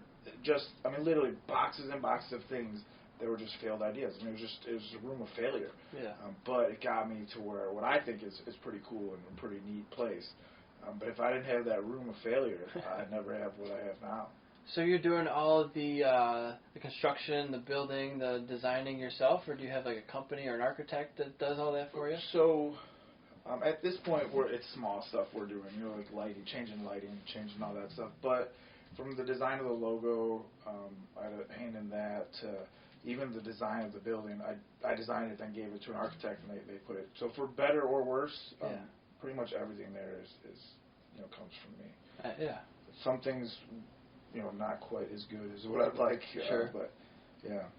Yeah, that's pretty cool. And you're doing all the plumbing and electrical and all that stuff, or? So, no. When things need to be done without a permit, I'll do those. Yeah. The plumbing, the tanks are pretty well self-contained. Essentially what you have is a very specialized filtration system.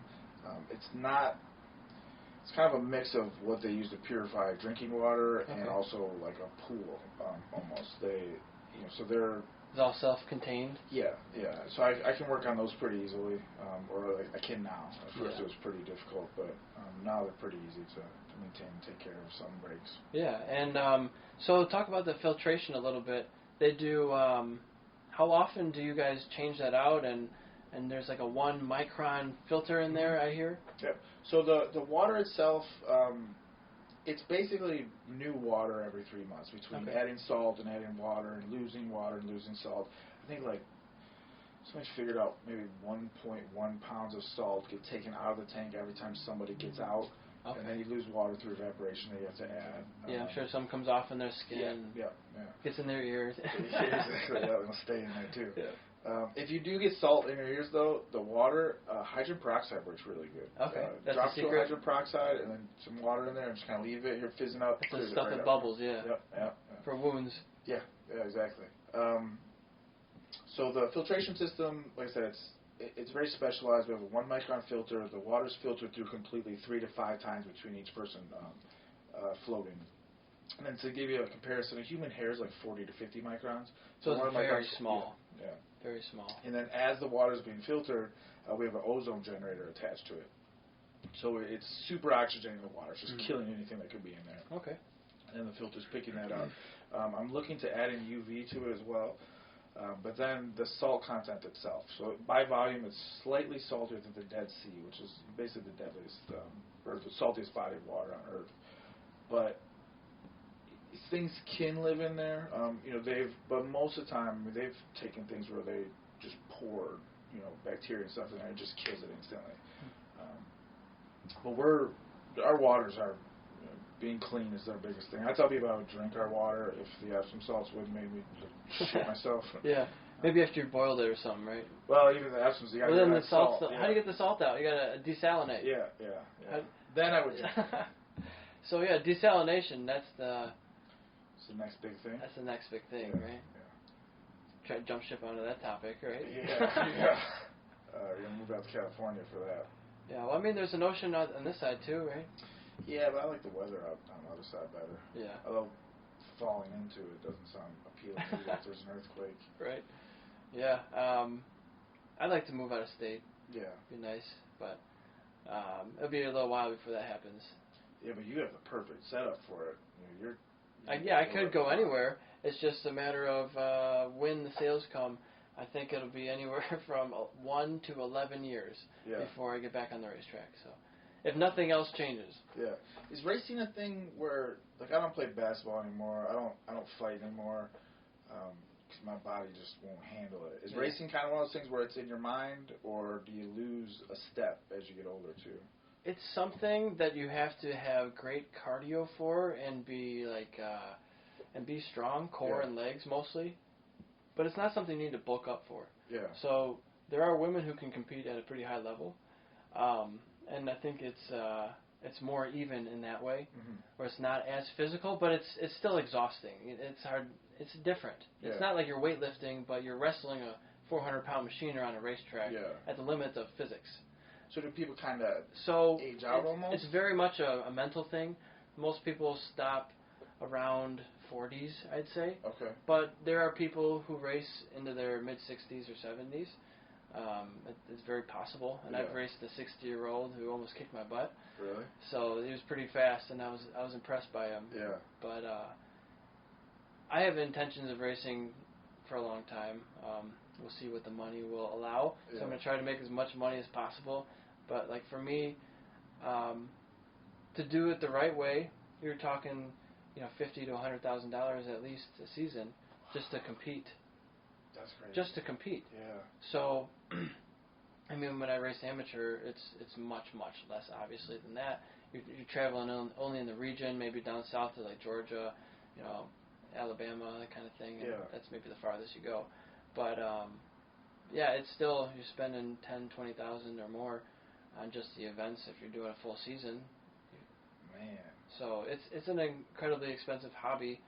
So that I'm a professional at. Yeah. Just that I can't afford it. Yeah. So what a weird professional sport that I'm a pro but I can't compete. Yeah. So I don't know what the solution is. I would love to figure out something for the next generation of riders because it's a phenomenal sport and I love it, but it's just very exclusive. So there's only a select amount of people who can do it. Yeah. Isn't it by the nature though of my uncle? He raced funny cars professionally. Yeah. It's just the nature of the sport. You do so many that engine's done. You got to get a new engine. being so mechanical, like physics, it's only gonna those wheels are only gonna last so long, right? And they're expensive. Oh yeah. That seems like if you can figure out how to make that more accessible, I think you got another business on your hand there. Yeah, or like, I feel it's way more interesting, and all of my friends do, than NASCAR. Yet NASCAR is way bigger than motorcycle racing. You never see motorcycle racing on TV. It's starting to, and it's getting bigger and better. The new series took it over a few years ago, the Pro Racing in America, called Moto America, and they're getting it better. It is getting better, but it's not there yet. Yeah. So, like, how do you get it? If it were in front of way more people, it would get more money into the sport. Yeah. Obviously. So, if you made some sort of like if you formed a group with a whole bunch of riders, and then you went out to different brands and tried to get sponsors as a group for this group of riders, it'd be easier to get $10 million than to go after each one and try to get $50. Yeah. You know, it's so difficult to try to get any money from anybody nowadays. So you have to go after the major corporations who have advertising budgets in the millions of dollars. Yeah. You know, and the NASCAR engine is as much as my entire season. Yeah, it's crazy. So they're able to fund it because they're at the top level and they're getting Coca-Cola and How did Target. that happen though? I feel like NASCAR, you're driving in a circle. Like how? Bernie Ecclestone. Bernie Ecclestone was Formula One. He was the mastermind behind that. But there's some people who really put a lot of money behind it and made it professional, made it arenas instead of like the hillbilly backyard races. It would be let's make this a family spectator event and market the hell out of it. And you get just marketing. I mean, you tell me. I don't know. NASCAR has no appeal to me whatsoever. Like, it does. You know, I'm a racer, and I appreciate the skill required to drive the cars and everything that's involved. However, watching it to me is not as enjoyable as watching a motorcycle race, as watching IMSA, like a sports car race, or a Formula One race, open wheel, IndyCar. There's so many others. Even kart racing, there's not really on TV. But I enjoy that too. You can find it on YouTube. Yeah. I listen, racing in general to me is not that exciting. But like, there's a picture of people behind you where their knees are touching the ground. You see this one? Can you see that? Yes, that's insane. That's me. That's you? That's me. Should I bring that up higher? I mean, I don't know if other people see it. That's cool. Yeah, this is. And you're not falling there. You're driving. This was on the wall over there. I just brought it over. So this was me at Mid-Ohio. It's kind of dusty, but this was in practice. I had no logos on my bike because it's practice. Yeah. But you want to lean off the bike on the inside and get your head. You want to get your head down. And I have a more extreme style than some people. Some people drag their elbows. I don't drag my elbow, but some people do. They drag their elbow for balance. It's not necessarily a balance thing, but it's like a really good feeler. So we put it when you're feeling the ground. How fast are you going when you're doing that? That's like 90, maybe 80. I feel like your elbow is never a good feeler when you're going 90 miles an hour. Well, so it's the whole idea is to get to the inside of the bike as much as possible so you can go around the corner faster. It's like centrifugal motion or force. And so when you get to the inside, it's you take the bike and it's more upright. Yeah. So if you were to go through the corner and you're sitting straight up on it and you take the same lean angle, that's dangerous for the tires. Because if you have too much lean angle, you don't have grip anymore. So when you're able to get off of the bike more, the bike is actually more upright. So when you say dangerous for the tires, then like you're going to go through more tires? You just don't want to. You want to be, even though I'm leaning over as much as I can, I'm trying to have the bike as upright as possible through the corner. Yeah, but that bike's not very upright. I mean, sure, that's pretty. So this is like my max lean angle through the corner, but this, I won't be at that point for very long. So right after this point, I'm going to try to like fall off. I mean, you're not going to fall, but if I did that, I would just be dead. So yeah, most people think that you can't do that. So when I first went to a track day, I was like, holy crap, man! Yeah. You're telling me I can do this with the bike, and you see people do it in front of you. And you're like, wow, let me try that. You know, and it's just such a learning experience of, wow, you can push it this far, and it's okay. and then sometimes you push it too far, Yeah. and you crash. Yeah. But most of the time, when you crash, you end up in a field. You end up in an open field, like around this one. There's actually hay bales. There's a hay bale there, and there's that white and blue thing. Yeah. That's an air fence. So on this one, That thing you were talking about at the beginning. Yep. At this track, they don't have great runoff. This is at Mid Ohio in Lexington, Ohio, not too far from here. Yeah. And so, in a couple corners, since there was a pro event, I think the next weekend or something, they had air fences deployed. And normally there's a barrier behind there. There's a steel barrier. Well, I like your number. I like how you're hanging off there. Yeah, that would be more exciting than NASCAR. Yeah. To me. You can see so much more of how the rider's affecting the bike. Yeah, and those, from my understanding in NASCAR, it's you're fighting that machine too. It's a workout, but it doesn't seem exciting to watch. Like just circus. Different, different. Like they're incredibly talented, and they don't. It's not like they're bumping the radio, listen to music with the AC blowing. Nope. The just the machines themselves. The work that put into it. It's incredible. And these bikes too. I don't see the appeal. It seems like, is it a southern thing? Is that because of weather? Is that how bikes are too? I mean, it's more popular in southern areas because they can ride all year round. Like my big thing right now is, I don't know when, maybe 5 years. Yeah. I love to move out of state because Michigan's great. I've been here my whole life. Been in Metro Detroit, but I love riding. I love racing, and you can't really, I mean, you could do ice racing, but that's a whole different thing. Yeah. I want to be in the good weather. I can ride my bike with shorts and t-shirt on. I could go out. You can do that with shorts and t-shirts? Well, I mean, I could ride my bicycle. Okay. I could go out and train on my bicycle and ride and not have to worry about it's 17 degrees outside in the middle of March or April. That is insane, though. So I didn't know you were a crazy person. Like, so, I mean, you don't start there. You don't, that's not your first track day. Yeah. You just start and you slowly get faster, and the better you get, sometimes you'll be dragging body parts and foot pegs. I screwed up.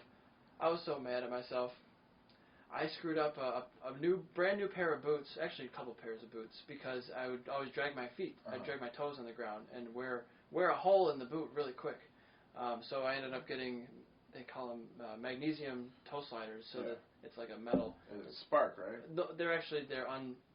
They're not supposed to spark because it's a distraction. Yeah. But yeah, they do have those too. So yeah, I drag my body parts on the ground, but. Yeah, that's wild. Going very, very fast.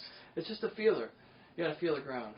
Yeah, the fact that you guys call it feelers too is kind of like you crazy people. Like I mean, in the best way. So my best friends are crazy people. Yeah. I probably am a little bit of a crazy person.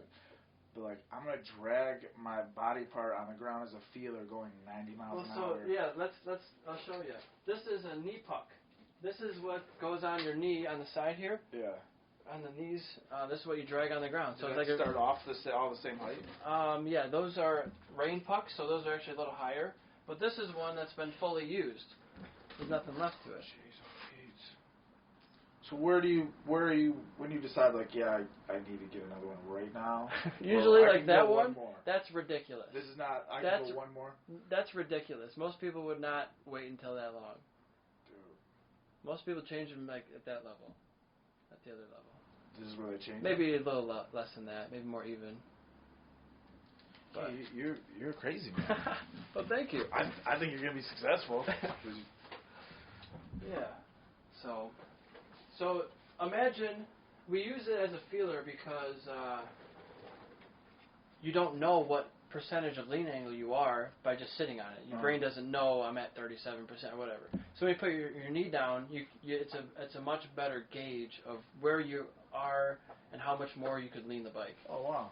So imagine if you're at your elbow on the ground or something, or wherever your position is, I can go a little lower if I have to. Yeah. Or this is the max I can go, I better not get on the gas too hard.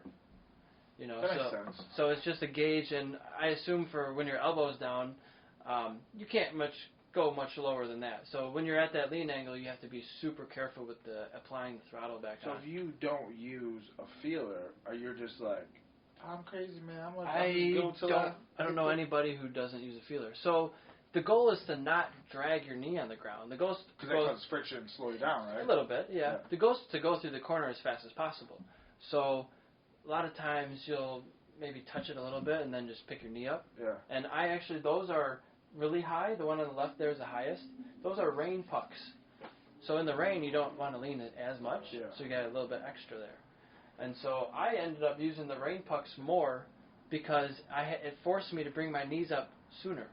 Wow. Right? Yeah. So it was like a conscious thing where it's like, I know it's going to force me to do this, so it was a good habit to get into. So I always started using, there might be slightly heavier, but not really that much. So I was like, why don't I just try to do that? So most people use the smaller ones. But yeah, that's wild. So can't wait to get back into it. I'm excited for you. That's... How old were you when you started racing? My number is 20 because I was 20 when I started. Okay. So I did a season of track days. So I did like 12. It might have been like 6 events. So a weekend, 2 days per weekend or so. So 12 track days the first year. Not a whole lot of time. It's like imagine you get into a sport and you do it 12 days. Yeah.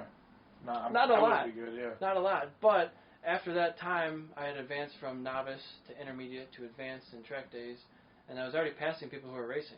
I was like, why don't I just start racing? Try it out, see where it goes. I had no aspirations of any of this. I was like, I'll try it. Yeah. And I did okay. I did pretty well. And then that same year, I won 3 championships. Really? Yep. My first ever year of racing. Damn. As a brand new rookie novice. And so the next year I went to expert, and unfortunately I haven't won an expert championship. Yeah. But the guys who won in front of me were 15-year veterans. Yeah. So I was like the best of the rest every time. Mm-hmm. Not every time, but many times. How old are you now, if you don't mind? I'm 28. 28. Oh, yeah, so you got I'm still young. lots of time. Yeah, I'm still young. I got until I'm 85 or... Man, 28, you got a business, you're professional motorcycle. I'm fucking up. I gotta leave to get out of here to go do some stuff there podcasting. I'm gonna steal this camera probably. It's gonna follow you. It's got GPS on it. Does it? No. It might. I don't know. But you're doing a lot. I got 2 renters usually. Right now I'm down to 1. Yeah. But I try to have 2 renters. Full-time job. Yeah. I'm trying to find a girlfriend if anybody's out there. 28. Yeah, if you want to keep doing stuff, don't do that. That's going to distract you. I know. Christmas is coming up, right? Yeah. Well, although I will say this, my wife, I always wanted to, find a girl who made me a better person, all that. Meet girls who, whatever, my wife makes me a better man. If it were not for her, I would not have the stuff I have going for me. But you're doing all this on your own without a wife, so, that could screw you up. Well, yeah, I'm not looking... I'm at the point now where I don't need a girlfriend. Yeah. It'd be nice to have someone to share things with and a companion. But I don't want someone who needs someone. Yeah. Right? You want someone to be independent. You want someone to have their shit together, to have a decent job, and to have hobbies, and to have friends. So that's what I'm looking for. That's good. They're out there. That's how my wife is. When we met each other, we were both doing well, and it wasn't like I gotta fix myself. Or, we were both good. And it was a kind of a change. I dated a girl who had a great job, and I was like, oh wow, this can exist. She just redid her kitchen. I was like, oh, this is different. It wasn't a great match compatibility wise, but I saw that, oh wow, some people do have their shit together. Yeah. I think this is kind of nice. See, you got your stuff together at 28 already.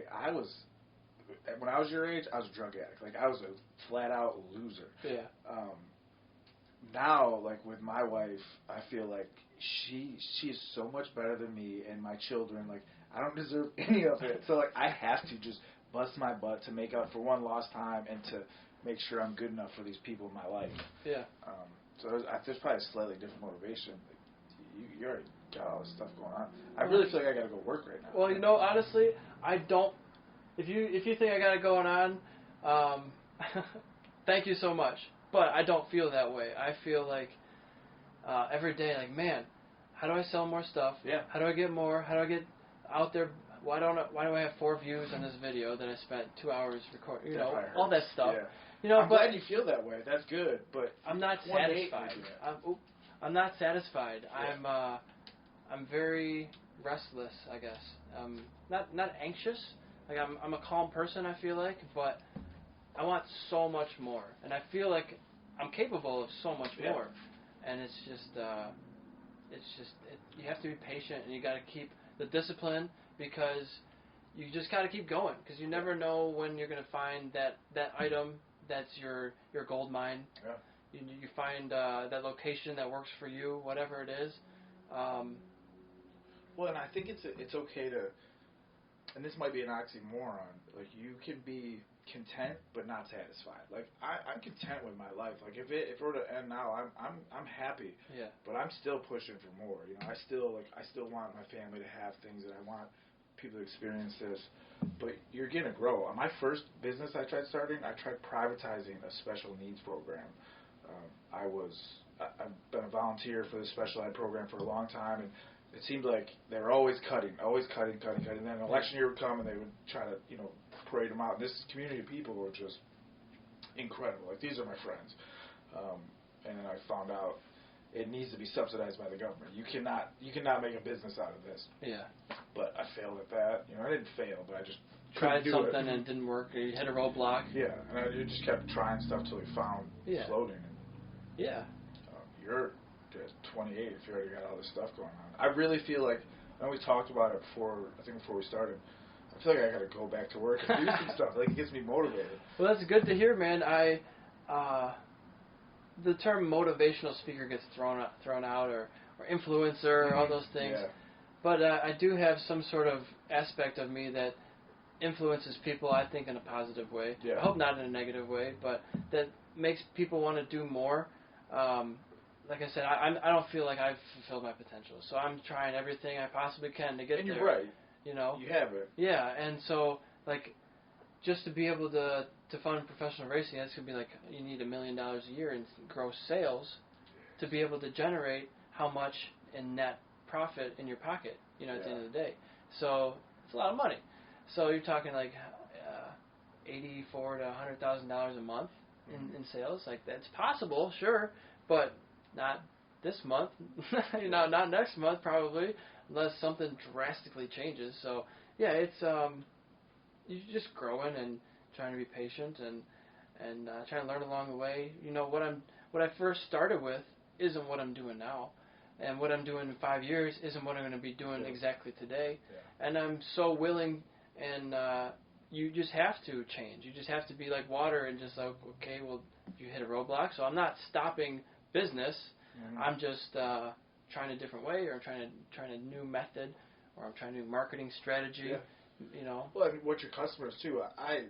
Be like water is one of my favorite quotes there is. I love it. I love the Tao Te Ching and Bruce Lee's. Yep, I read the Tao Te Ching. Yep. But I found out real quickly, like, what I like doesn't matter. It's like, what do the people that I'm catering to, my customers, guys, like, what's important to them, Right. That, as a salesperson, as someone who's selling stuff for a living, that's probably going to change dramatically. Oh yeah, and tastes change, and fashions change, and the new models come in. I sell a product called Motul Suspension Slacker. It's like an advanced setup tool for your suspension sag, setting it by yourself. Normally it takes like 3 people to do this one thing, and you can do it by yourself. Oh wow! Which is very helpful. Yeah. And it's like $150, $160 tool.